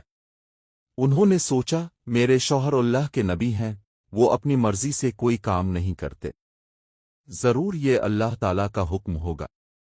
پھر انہوں نے رک کر نہایت سنجیدگی سے پوچھا، کیا اللہ تعالیٰ نے آپ کو حکم دیا ہے کہ مجھے اور میرے بچے کو اس پتھریلی وادی میں چھوڑ دیا جائے؟ حضرت ابراہیم علیہ السلام نے خاموشی کے ساتھ سر جھکا کر اشارہ فرمایا کہ ہاں، یہ اللہ تعالیٰ ہی کا حکم ہے۔ یہ سنتے ہی حضرت حاجرہ رضی اللہ عنہا کی آنکھوں میں آنسو ضرور تھے، لیکن دل میں عجیب سا حوصلہ اور سکون پیدا ہو گیا۔ انہوں نے پر اعتماد آواز میں کہا، اگر یہ اللہ تعالیٰ کا حکم ہے تو پھر اب بے فکر ہو کر تشریف لے جائیں۔ میرا رب ہرگز مجھے اور میرے بچے کو ضائع نہیں کرے گا۔ میں اپنے پروردگار کی رضا کے لیے ہر قربانی دینے کو تیار ہوں۔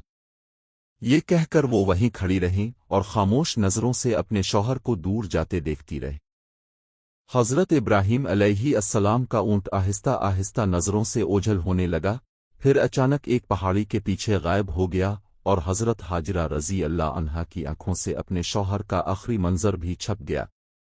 وہ وہیں زمین پر بیٹھ گئیں اور دیر تک روتی رہیں۔ دوسری طرف حضرت ابراہیم علیہ السلام جب کچھ فاصلے پر پہنچ کر پیچھے مڑے تو ان کی زوجہ دکھائی نہ دی۔ آپ کا دل بے قرار ہو اٹھا، آنکھیں اشکبار ہو گئیں۔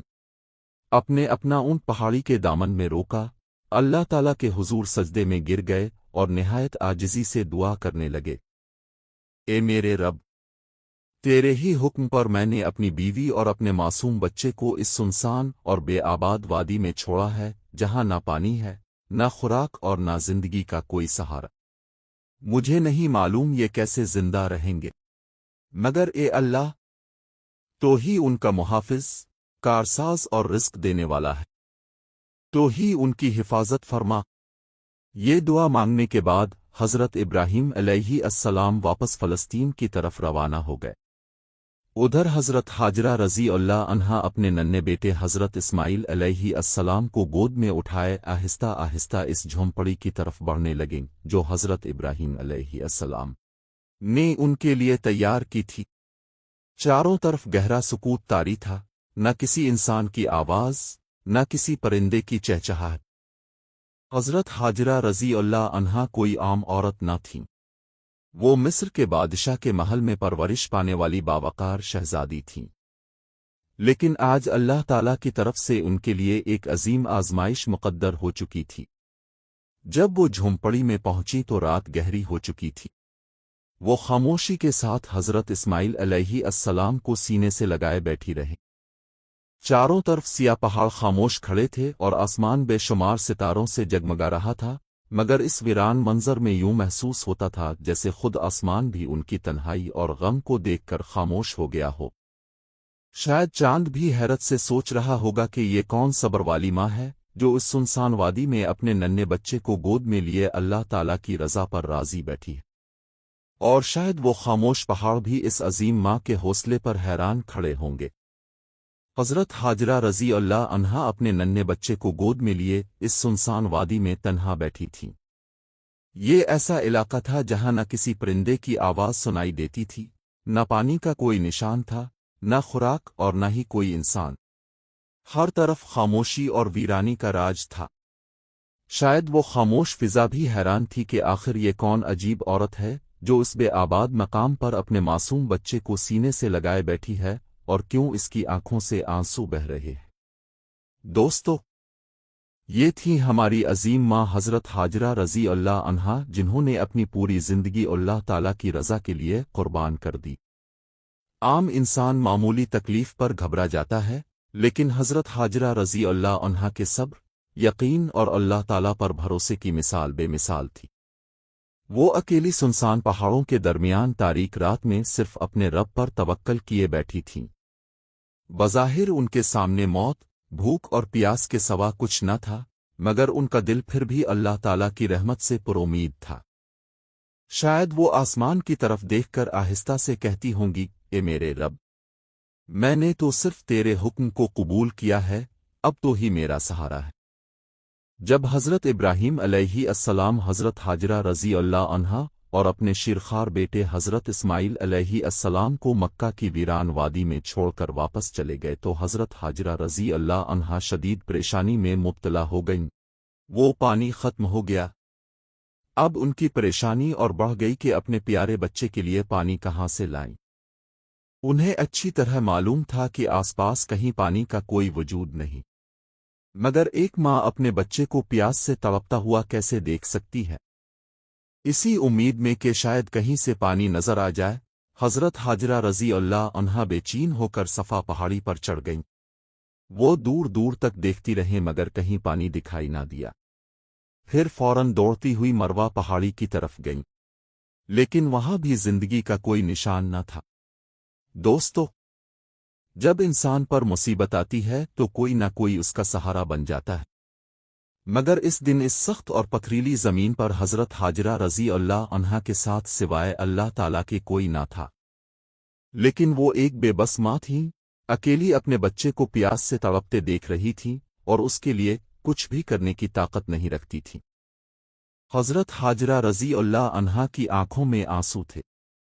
वो उधर उधर दौड़ रही थीं कि शायद कहीं पानी का एक कतरा भी मिल जाए और वो अपने प्यासे बच्चे को मौत से बचा सके। उनके दिल में बस यही ख्याल था कि किसी तरह अपने लख्न जिगर की जान बचा ले, मगर हर तरफ खुश्क जमीन और सन्नाटा था, न पानी का नामो निशान था और न ही कोई राहत। हज़रत हाजरा रज़ी अल्लाह अन्हा मिस्र के बादशाह की बेटी थीं, एक शहजादी जिन्होंने अपनी जिंदगी मोहल्लों में गुजारी थी, मगर आज वो ऐसी सख्त आजमाइश में थीं जिसका उन्होंने कभी तसव्वुर भी नहीं किया था। वो बार बार सफ़ा पहाड़ी की तरफ दौड़ते कि शायद कहीं से पानी नजर आ जाए, फिर फौरन मरवा पहाड़ी की तरफ भागती, मगर हर बार उन्हें मायूसी ही हाथ लगती। जब उन्हें अपने बेटे हज़रत इस्माइल अलैहिस्सलाम का ख्याल आता तो वो फौरन झोंपड़ी की तरफ वापस दौड़ते कि देखें मेरा बच्चा जिंदा है नहीं। सुबह से दोपहर हो चुकी थी, सूरज की तपिश बढ़ती जा रही थी। यूं लगता था जैसे मक्का के पहाड़ जल रहे हों। हज़रत हाजरा रज़ी अल्लाह अन्हा खुद भी प्यास से निढाल थीं और उनका नन्हा बच्चा भी पानी के लिए तड़प रहा था। झोंपड़ी के अंदर बच्चा रोता था और बाहर माँ हर समत पानी की तलाश में दौड़ रही थी। आखिरकार थकन और बेबसी के आलम में हज़रत हाजरा रज़ी अल्लाह अन्हा सफ़ा पहाड़ी पर गिर पड़ी। अब इनके अंदर मज़ीद तलाश की हिम्मत भी बाकी न रही थी। मौत का तसव्वुर उनके सामने आ चुका था। बच्चे के रोने की आवाज़ मुसलसल उनके कानों में गूंज रही थी, मगर वो बेबस माँ कुछ भी ना कर पा रही थी।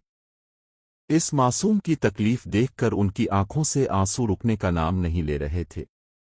वो बार बार अल्लाह ताला से फरियाद करती रहे, ए अल्लाह, मेरे बच्चे की हिफाजत फरमा, मैं इसे अपनी आंखों के सामने मरता हुआ नहीं देख सकती।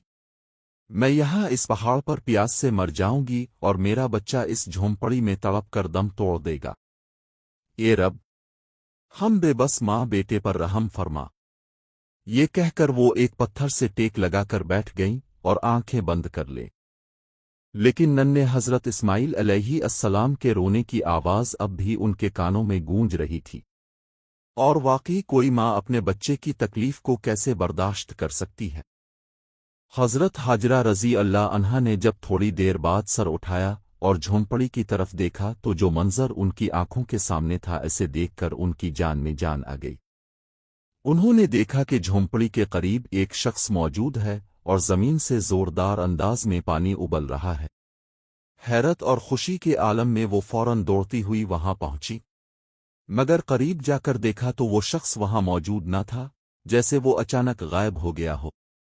फिर उन्होंने देखा कि वो पानी नन्हे हज़रत इस्माइल अलैहिस्सलाम के कदमों के पास से फूट रहा है।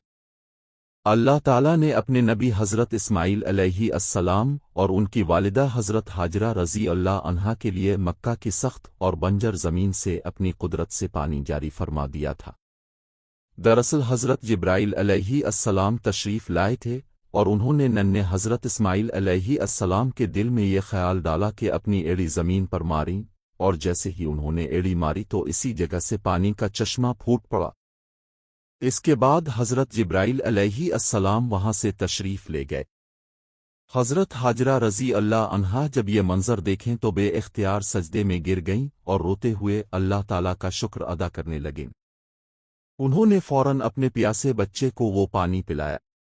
وہ پانی اتنی تیزی سے نکل رہا تھا کہ حضرت حاجرہ رضی اللہ عنہا نے جلدی سے مٹی اور پتھروں کے ذریعے اس کے گرد بند باندھ دیا تاکہ پانی ایک جگہ جمع رہے۔ یہی وہ مبارک چشمہ ہے جسے آج زمزم کے نام سے جانا جاتا ہے، اور یہ پانی آج تک کبھی ختم نہیں ہوا۔ حضرت حاجرہ رضی اللہ عنہا اپنے بیٹے حضرت اسماعیل علیہ السلام کے ساتھ اسی مقام پر مقیم ہو گئیں۔ وہ زمزم کا پانی استعمال کرتیں اور آس پاس کے علاقے میں آنے والی چیزوں سے اپنی زندگی بسر کرتی رہیں۔ آہستہ آہستہ اس ویران جگہ میں بھی زندگی کے آثار پیدا ہونے لگے۔ کچھ ہی عرصہ گزرا تھا کہ ادھر سے 20 افراد کا ایک قافلہ وہاں سے گزرا۔ قافلے کا سردار ایک سمجھدار شخص تھا۔ اس نے آسمان میں ایک پرندہ اڑتے دیکھا اور کہا کہ یہ پرندہ عموماً پانی کے قریب ہی ہوتا ہے، مگر ہم جب بھی اس علاقے سے گزرے ہیں ہمیں یہاں پانی نظر نہیں آیا۔ اگر یہاں پانی نہ ہوتا تو یہ پرندہ یہاں کیوں منڈلا رہا ہے؟ پھر اس نے اپنے ایک ساتھی سے کہا کہ ذرا آگے جا کر دیکھ۔ وہ شخص تھوڑی دور آگے گیا، ایک پہاڑی پر چڑھا اور نیچے نگاہ ڈالی تو اسے ایک چشمہ بہتا ہوا دکھائی دیا۔ حیرت کی بات یہ تھی کہ اس چشمے کے قریب ایک عورت اپنے ننھے بچے کو گود میں لیے بیٹھی تھی۔ یہ منظر دیکھ کر وہ شخص حیران رہ گیا اور تیزی سے واپس جا کر اپنے سردار کو بتایا، اے میرے سردار، آپ کی بات بالکل درست نکلی، وہاں واقعی پانی کا چشمہ موجود ہے اور ایک عورت اپنے چھوٹے بچے کے ساتھ اسی چشمے کے پاس بیٹھی ہوئی ہے۔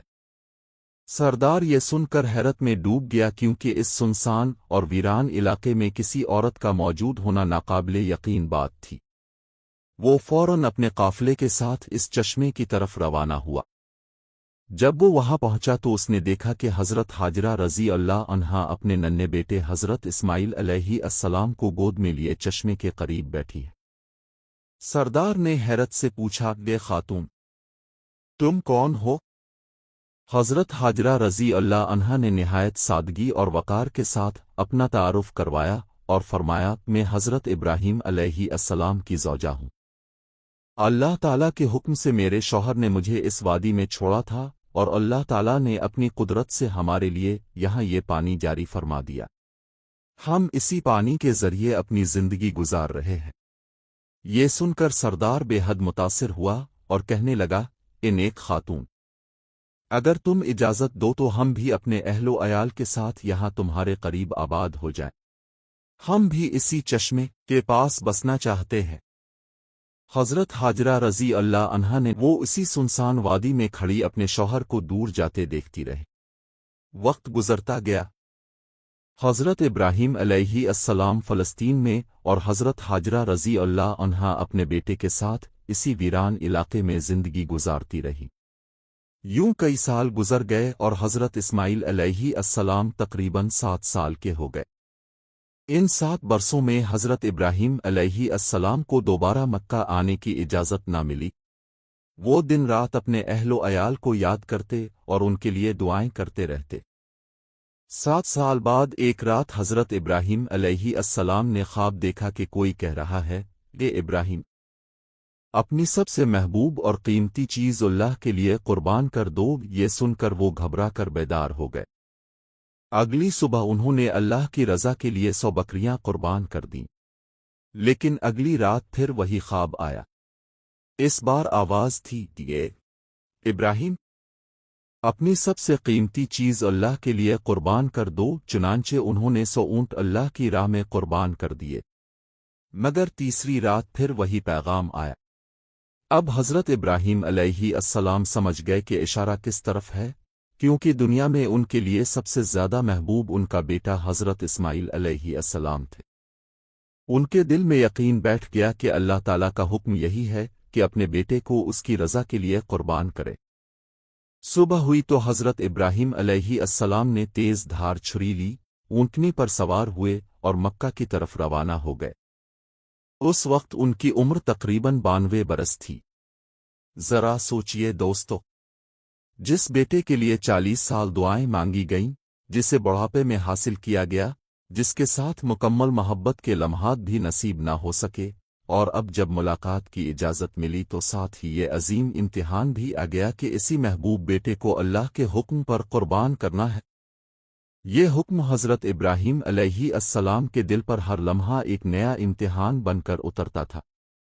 ऊँटनी का हर कदम गोया उनके दिल पर वार कर रहा था। एक तरफ बेटे से मुलाकात की खुशी थी और दूसरी तरफ ये अजीम आजमाइश के इसी महबूब बेटे को अपने हाथों से कुर्बान करना है। उधर हज़रत इस्माइल अलैहिस्सलाम बड़े हो रहे थे और अपनी वालिदा हज़रत हाजरा रज़ी अल्लाह अन्हा से अक्सर पूछते कि उम्मी जान, मेरे अब्बा कौन हैं और कब आएंगे? हज़रत हाजरा रज़ी अल्लाह अन्हा मोहब्बत से जवाब देती कि बेटा, परेशान ना हो, एक दिन तेरे अब्बा ज़रूर आएंगे और फिर हम सब साथ रहेंगे। और फिर वो दिन आ गया जब हज़रत इब्राहीम अलैहिस्सलाम एक तवील सफ़र के बाद मक्का मुकर्रमा पहुँचे। जैसे ही हज़रत हाजरा रज़ी अल्लाह अन्हा ने अपने शौहर को देखा तो उनकी आंखें खुशी से भर आईं। हज़रत इस्माइल अलैहिस्सलाम ने भी अपने वालिद को पहली बार देखा और दौड़कर उनसे लिपट गए। हज़रत इब्राहीम अलैहिस्सलाम ने हज़रत हाजरा रज़ी अल्लाह अन्हा से फरमाया कि मेरे बेटे को तैयार कर दो। हज़रत हाजरा रज़ी अल्लाह अन्हा ये सुनकर मुस्करा दें क्योंकि उन्हें अंदाज़ा हो चुका था कि बेटे के नसीब में आज एक बड़ा इम्तिहान लिखा है। उन्होंने जल्दी से हज़रत इस्माइल अलैहिस्सलाम को तैयार किया और हज़रत इब्राहीम अलैहिस्सलाम उन्हें लेकर मन की वादी की तरफ रवाना हो गए। हज़रत इस्माइल अलैहिस्सलाम खुशी खुशी अपने वालिद के साथ चल रहे थे। हज़रत इब्राहीम अलैहिस्सलाम कभी अपने बेटे की मुस्कराहट देखकर मुस्करा देते और इब्राहीम अलैहिस्सलाम ने फरमाया कि मुझे अपना बेटा दे दो। हज़रत हाजरा रज़ी अल्लाह अन्हा ने फ़ौरन बच्चे को उनके हवाले कर दिया। हज़रत इब्राहीम अलैहिस्सलाम ने अपने बेटे हज़रत इस्माइल अलैहिस्सलाम को गोद में लिया और मोहब्बत और हसरत भरी निगाहों से उन्हें देखने लगे। इस वक्त आपकी उम्र तकरीबन 87 बरस थी और 40 साल की दुआओं के बाद ये औलाद नसीब हुई थी, मगर ये मुलाकात भी जुदाई के साए में थी। कुछ ही लम्हों बाद दोबारा हुक्म हुआ कि ए इब्राहीम, वापस फ़लस्तीन चले जाओ और अपनी ज़ौजा और बेटे को इसी वीरान वादी में अल्लाह के सुपुर्द छोड़ दो, वही उनका हकीकी सहारा है। हज़रत इब्राहीम अलैहिस्सलाम जब रवाना होने लगे तो हज़रत हाजरा रज़ी अल्लाह अन्हा की हालत बहुत नाजुक हो चुकी थी। एक पूरा साल शौहर की जुदाई में गुजर चुका था और अब जब मुलाकात नसीब हुई भी तो वो न बैठे न ठहरे, सिर्फ खड़े होकर मिले और फ़ौरन वापस चले गए। अगर ये मुलाकात न होती तो शायद दिल को सब्र आ जाता, लेकिन अब यादें दोबारा ताज़ा हो गईं। दिल में जुदाई की आग भड़क उठी और आंखों से आंसू जारी हो गए। वो इसी सुनसान वादी में खड़ी अपने शौहर को दूर जाते देखती रही। वक्त गुजरता गया। हज़रत इब्राहीम अलैहिस्सलाम फ़लस्तीन में और हज़रत हाजरा रज़ी अल्लाह अन्हा अपने बेटे के साथ इसी वीरान इलाके में ज़िंदगी गुजारती रही। यूं कई साल गुजर गए और हज़रत इस्माइल अलैहिस्सलाम तकरीबन 7 साल के हो गए। इन 7 बरसों में हज़रत इब्राहीम अलैहिस्सलाम को दोबारा मक्का आने की इजाज़त न मिली। वो दिन रात अपने अहलो अयाल को याद करते और उनके लिए दुआएं करते रहते। 7 साल बाद एक रात हज़रत इब्राहीम अलैहिस्सलाम ने ख्वाब देखा कि कोई कह रहा है, ए इब्राहीम, अपनी सबसे महबूब और कीमती चीज़ अल्लाह के लिए कुर्बान कर दो। ये सुनकर वो घबरा कर बेदार हो गए। अगली सुबह उन्होंने अल्लाह की रज़ा के लिए 100 बकरियां कुर्बान कर दीं। लेकिन अगली रात फिर वही ख्वाब आया। इस बार आवाज़ थी, ए इब्राहीम, अपनी सबसे कीमती चीज़ अल्लाह के लिए कुर्बान कर दो। चुनांचे उन्होंने 100 ऊँट अल्लाह की राह में कुर्बान कर दिए। मगर तीसरी रात फिर वही पैगाम आया। अब हज़रत इब्राहीम अलैहिस्सलाम समझ गए कि इशारा किस तरफ है, क्योंकि दुनिया में उनके लिए सबसे ज़्यादा महबूब उनका बेटा हज़रत इस्माइल अलैहिस्सलाम थे। ان کے دل میں یقین بیٹھ گیا کہ اللہ تعالیٰ کا حکم یہی ہے۔ نہایت اطمینان سے فرمایا، ہاں تم یہاں رہ سکتے ہو اور اس پانی سے فائدہ بھی اٹھا سکتے ہو، لیکن ایک بات یاد رکھنا کہ یہ چشمہ کسی انسان کی ملکیت نہیں ہے، یہ اللہ تعالیٰ کی عطا ہے، اس لیے اس پر قبضہ جمانے سے اپنی ملکیت سمجھنے کی کوشش نہ کرنا۔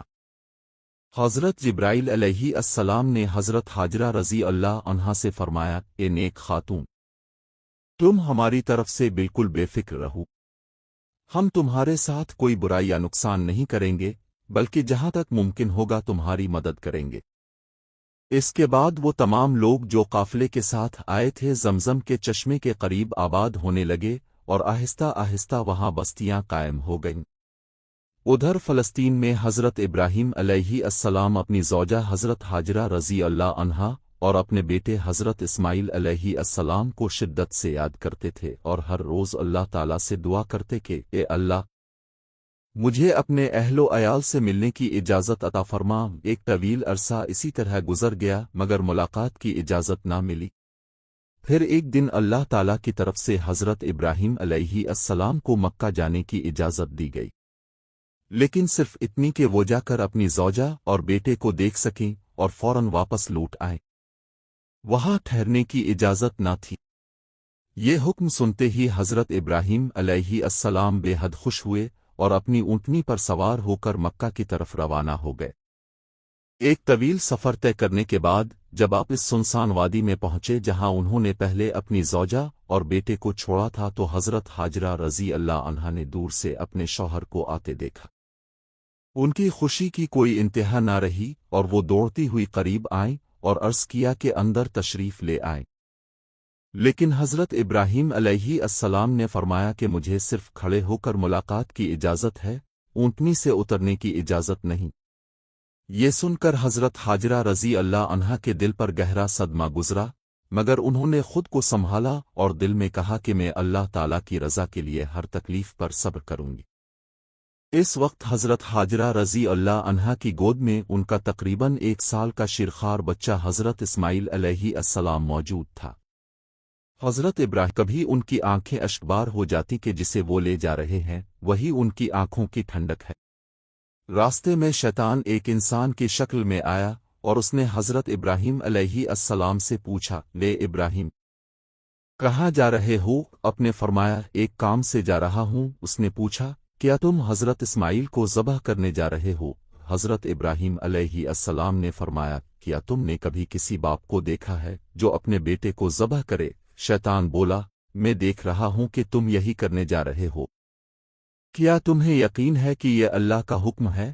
حضرت ابراہیم علیہ السلام نے فرمایا، اگر یہ میرے رب کا حکم ہے تو میں اس کی مکمل اطاعت کروں گا۔ پھر شیطان حضرت حاجرہ رضی اللہ عنہا کے پاس آیا اور ان سے پوچھا، ابراہیم تمہارے بیٹے کو لے کر کہاں گئے ہیں؟ حضرت حاجرہ رضی اللہ عنہا نے فرمایا، وہ اپنے کام سے گئے۔ شیطان نے کہا، کیا تم نے کبھی ایسا باپ دیکھا ہے جو اپنے ہی بیٹے کو ذبح کرے؟ مگر حضرت حاجرہ رضی اللہ عنہا نے ایمان اور یقین کے ساتھ اس کی بات کو رد کر دیا اور ثابت قدم رہیں۔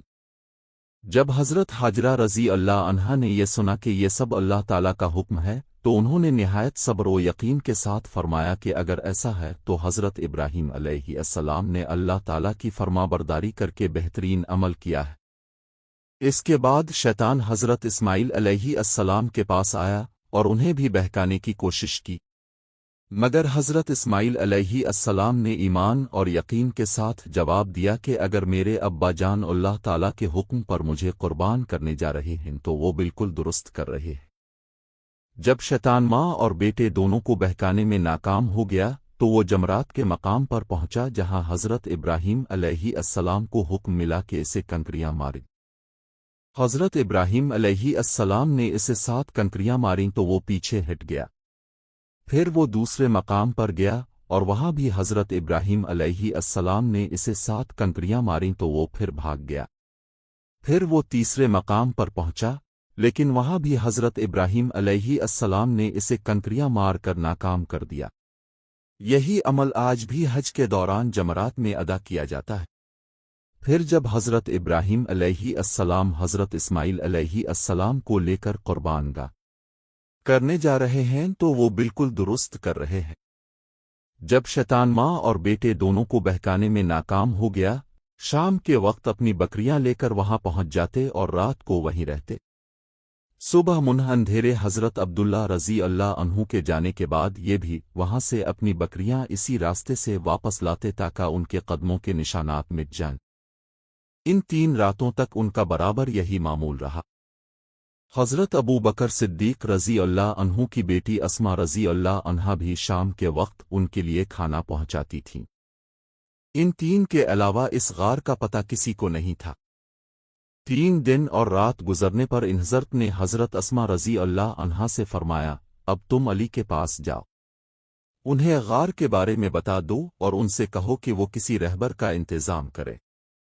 آج رات کا کچھ پہر گزرنے کے بعد وہ رہبر یہاں آ جائے۔ چنانچہ حضرت اسما رضی اللہ عنہا سیدھی حضرت علی رضی اللہ عنہ کے پاس آئیں اور انہیں ایک کا پیغام دیا۔ حضرت علی رضی اللہ عنہ نے فوراً اجرت پر ایک رہبر کا انتظام کیا۔ اس کا نام ارت بن عبداللہ تھا۔ یہ رہبر رات کے وقت وہاں پہنچا۔ نبی اکرم نے جو ہی اونٹ کی آواز سنی، فوراً ابو بکر صدیق رضی اللہ عنہ کے ساتھ غار سے نکل آئے اور رہبر کو پہچان لیا۔ اور حضرت ابو بکر صدیق رضی اللہ عنہ اونٹوں پر سوار ہو گئے۔ اس سفر میں حضرت ابو بکر صدیق رضی اللہ عنہ نے اپنے بیٹے عبداللہ رضی اللہ عنہ کے ذریعے اپنے گھر سے وہ رقم بھی منگوا لی تھی جو وہاں موجود تھی۔ یہ رقم 4-5 ہزار درہم تھی۔ جب صدا اکبر رضی اللہ عنہ مسلمان ہوئے تھے تو ان کے پاس 40-5 ہزار درہم موجود تھے۔ گویا یہ تمام دولت انہوں نے اللہ کے راستے میں خرچ کر دی تھی۔ جاتے وقت بھی گھر میں جو کچھ تھا منگوا لیا۔ ان کے والد ابو قحافہ رضی اللہ عنہ اس وقت تک مسلمان نہیں ہوئے تھے۔ ان کی بینائی ختم ہو گئی تھی۔ وہ گھر آئے تو اپنی پوتی حضرت اسما رضی اللہ عنہا سے کہنے لگے، میرا خیال ہے ابو بکر اپنی اور اپنے مال کی وجہ سے تمہیں مصیبت میں ڈال گئے، مطلب یہ تھا کہ جاتے ہوئے سارے پیسے لے گئے۔ یہ سن کر حضرت اسما رضی اللہ عنہا نے کہا، نہیں بابا، وہ ہمارے لیے بڑی خیر و برکت چھوڑ گئے ہیں۔ حضرت اسما کہتی ہیں، اس کے بعد میں نے کچھ کنکر ایک تھیلی میں ڈالے اور اسے طاق میں رکھ دیا۔ اس میں میرے والد اپنے پیسے رکھتے تھے۔ پھر اس تھیلی پر کپڑا ڈال دیا اور اپنے دادا کا ہاتھ ان پر رکھتے ہوئے کہا، یہ دیکھیے، روپے یہاں رکھے ہیں۔ ابو قحافہ رضی اللہ عنہ نے اپنا ہاتھ رکھ کر محسوس کیا اور بولے، اگر وہ یہ مال تمہارے لیے چھوڑ گئے ہیں تب فکر کی کوئی بات نہیں، یہ تمہارے لیے کافی ہے۔ حالانکہ حقیقت یہ تھی کہ والد صاحب ہمارے لیے کچھ بھی نہیں چھوڑ گئے تھے۔ نبی اکرم کے ہجرت کر جانے کی خبر ایک صحابی حضرت حمزہ بن جندب رضی اللہ عنہ کو ملی تو کہنے لگے، اب میرے مکہ میں رہنے کی کوئی وجہ نہیں۔ پھر انہوں نے اپنے گھر والوں کو بھی ساتھ چلنے کا حکم دیا۔ یہ گھرانہ مدینہ منورہ کے لیے نکل کھڑا ہوا۔ ابھی تنیم کے مقام تک پہنچا تھا کہ حضرت حمزہ رضی اللہ عنہ انتقال کر گئے۔ اس موقع پر اللہ تعالیٰ نے سورۃ النساء میں یہ آیت نازل فرمائی، اور جو شخص اپنے گھر سے اس نیت سے نکل کھڑا ہوا کہ اللہ اور رسول کی طرف ہجرت کرے گا، پھر اسے موت آ پکڑے، تب بھی اس کا ثواب اللہ تعالیٰ کے ذمے ثابت ہو گیا، اور اللہ بڑے مغفرت کرنے والے، بڑے رحمت کرنے والے ہیں۔ حضور نے ایک مرتبہ حضرت حسان بن ثابت رضی اللہ عنہ سے فرمایا، حسان، کیا تم نے ابو بکر کے بارے میں بھی کوئی شعر کہا ہے؟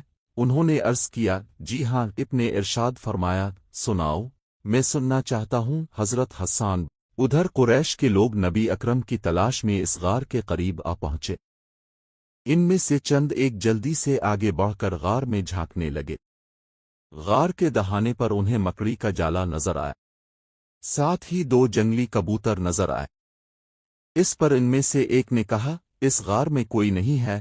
ایک روایت میں یوں آیا ہے کہ ان میں امیہ بن خلف بھی تھا۔ اس نے کہا، اس غار کے اندر جا کر دیکھو۔ کسی نے جواب دیا، غار کے اندر جا کر دیکھنے کی کیا ضرورت ہے؟ غار کے منہ پر بہت جالے لگے ہوئے ہیں، اگر وہ اندر جاتے تو یہ جالے باقی نہ رہتے، نہ یہاں کبوتر کے انڈے ہوتے۔ حضرت ابو بکر صدیق رضی اللہ عنہ نے جب ان لوگوں کو غار کے دہانے پر دیکھا تو اپرو پڑے اور آہستہ آواز میں بولے، یا اللہ کی قسم، میں اپنی جان کے لیے نہیں روتا، میں تو اس لیے روتا ہوں کہ کہیں یہ لوگ آپ کو تکلیف نہ پہنچائیں۔ اس پر نبی اکرم نے ارشاد فرمایا، ابو بکر، غم نہ کرو، اللہ ہمارے ساتھ ہے۔ اسی وقت اللہ تعالیٰ نے حضرت ابو بکر رضی اللہ عنہ کے دل کو سکون بخشا۔ ان حالات میں حضرت ابو بکر صدیق رضی اللہ عنہ کو پیاس محسوس ہوئی۔ انہوں نے ان حضرت سے اس کا ذکر کیا تو اپنے ارشاد فرمایا، اس غار کے درمیان میں جاؤ اور پانی پی لو۔ صدا اکبر رضی اللہ عنہ اٹھ کر غار کے درمیان میں پہنچے۔ وہاں انہیں ایسا بہترین پانی ملا کہ شہد سے زیادہ میٹھا، دودھ سے زیادہ سفید اور مشک سے زیادہ خوشبودار تھا۔ انہوں نے اس میں سے پانی پیا۔ جب وہ واپس آئے تو ان حضرت نے ان سے فرمایا، اللہ تعالیٰ نے جنت کی نہروں کے نگران فرشتے کو حکم فرمایا کہ اس غار کے درمیان میں جنت الفردوس سے ایک چشمہ جاری کر دے تاکہ تم اس میں سے پانی پی سکو۔ یہ سن کر حضرت ابو بکر صدیق رضی اللہ عنہ حیران ہوئے اور عرض کیا، کیا اللہ کے نزدیک میرا اتنا مقام ہے؟ ابن ارشاد فرمایا، ہاں، بلکہ اے ابو بکر، اس سے بھی زیادہ ہے۔ قسم ہے اس ذات کی جس نے مجھے حق کے پیغام کے ساتھ نبی بنا کر بھیجا ہے، وہ شخص جو تم سے بغض رکھے جنت میں داخل نہیں ہوگا۔ قریش مایوس ہو کر ساحلی علاقوں کی طرف چلے گئے۔ ساتھ ہی انہوں نے اعلان کر دیا کہ جو شخص محمد ابو بکر کو گرفتار کرے یا قتل کرے، اسے 100 اونٹ انعام میں دیے جائیں گے۔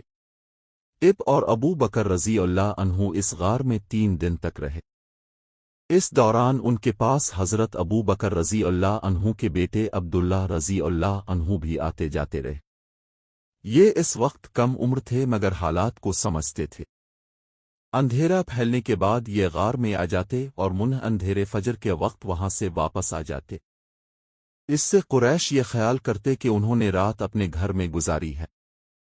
اس طرح قریش کے درمیان دن بھر جو باتیں ہوتی یہ انہیں سنتے اور شام کو ان حضرت کے پاس پہنچ کر بتا دیتے۔ حضرت ابو بکر صدیق رضی اللہ عنہ کے ایک غلام حضرت عامر بن فورہ رضی اللہ عنہ تھے۔ یہ پہلے طفیل نامی ایک شخص کے غلام تھے۔ جب یہ اسلام لے آئے تو طفیل نے ان پر ظلم ڈھانا شروع کیا۔ اس پر حضرت ابو بکر رضی اللہ عنہ نے انہیں خرید کر آزاد کر دیا۔ یہ حضرت ابو بکر رضی اللہ عنہ کی بکریاں چراتے تھے۔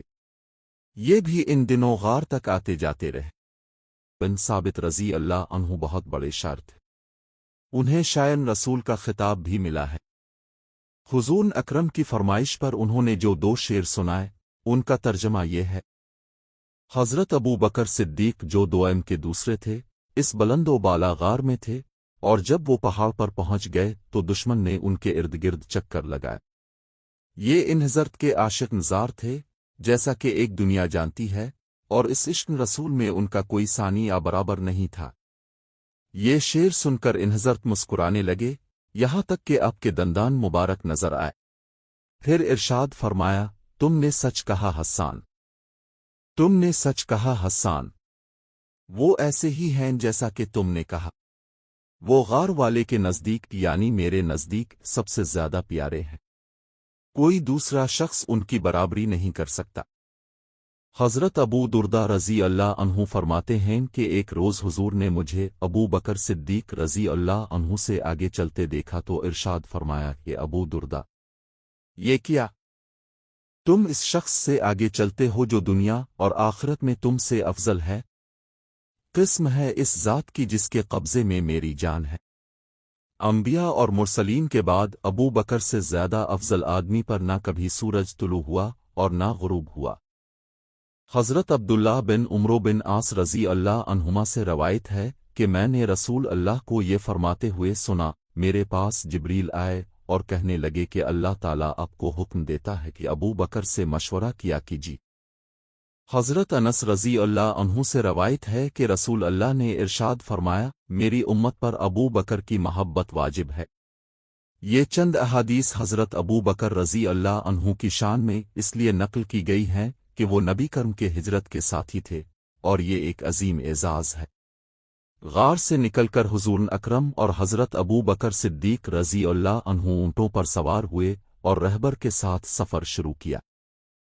حضرت عامر بن فارح رضی اللہ عنہ بھی حضرت ابو بکر رضی اللہ عنہ کے ساتھ اسی اونٹ پر سوار تھے۔ یہ مختصر سا قافلہ روانہ ہوا۔ رہبر انہیں ساحل سمندر کے راستے سے لے کر جا رہا تھا۔ راستے میں کوئی ملتا اور ابو بکر صدیق رضی اللہ عنہ سے پوچھتا، یہ تمہارے ساتھ کون ہے؟ تو آپ اس کے جواب میں فرماتے، میرے ساتھ میرے رہبر ہیں، یعنی مجھے راستہ دکھانے والے ہیں۔ ان کا مطلب تھا کہ یہ دین کا راستہ دکھانے والے ہیں، مگر پوچھنے والے اس جواب سے یوں سمجھتے کہ یہ کوئی رہبر ہیں جو ساتھ جا رہے ہیں۔ ابو بکر صدیق رضی اللہ عنہ کے اس طرح جواب دینے کی وجہ یہ تھی کہ نبی کرم نے ہدایت دی تھی کہ لوگوں کو میرے بارے میں ٹالتے رہنا، کیونکہ نبی کے لیے کسی صورت میں جھوٹ بولنا مناسب نہیں، چاہے کسی بھی لحاظ سے ہو۔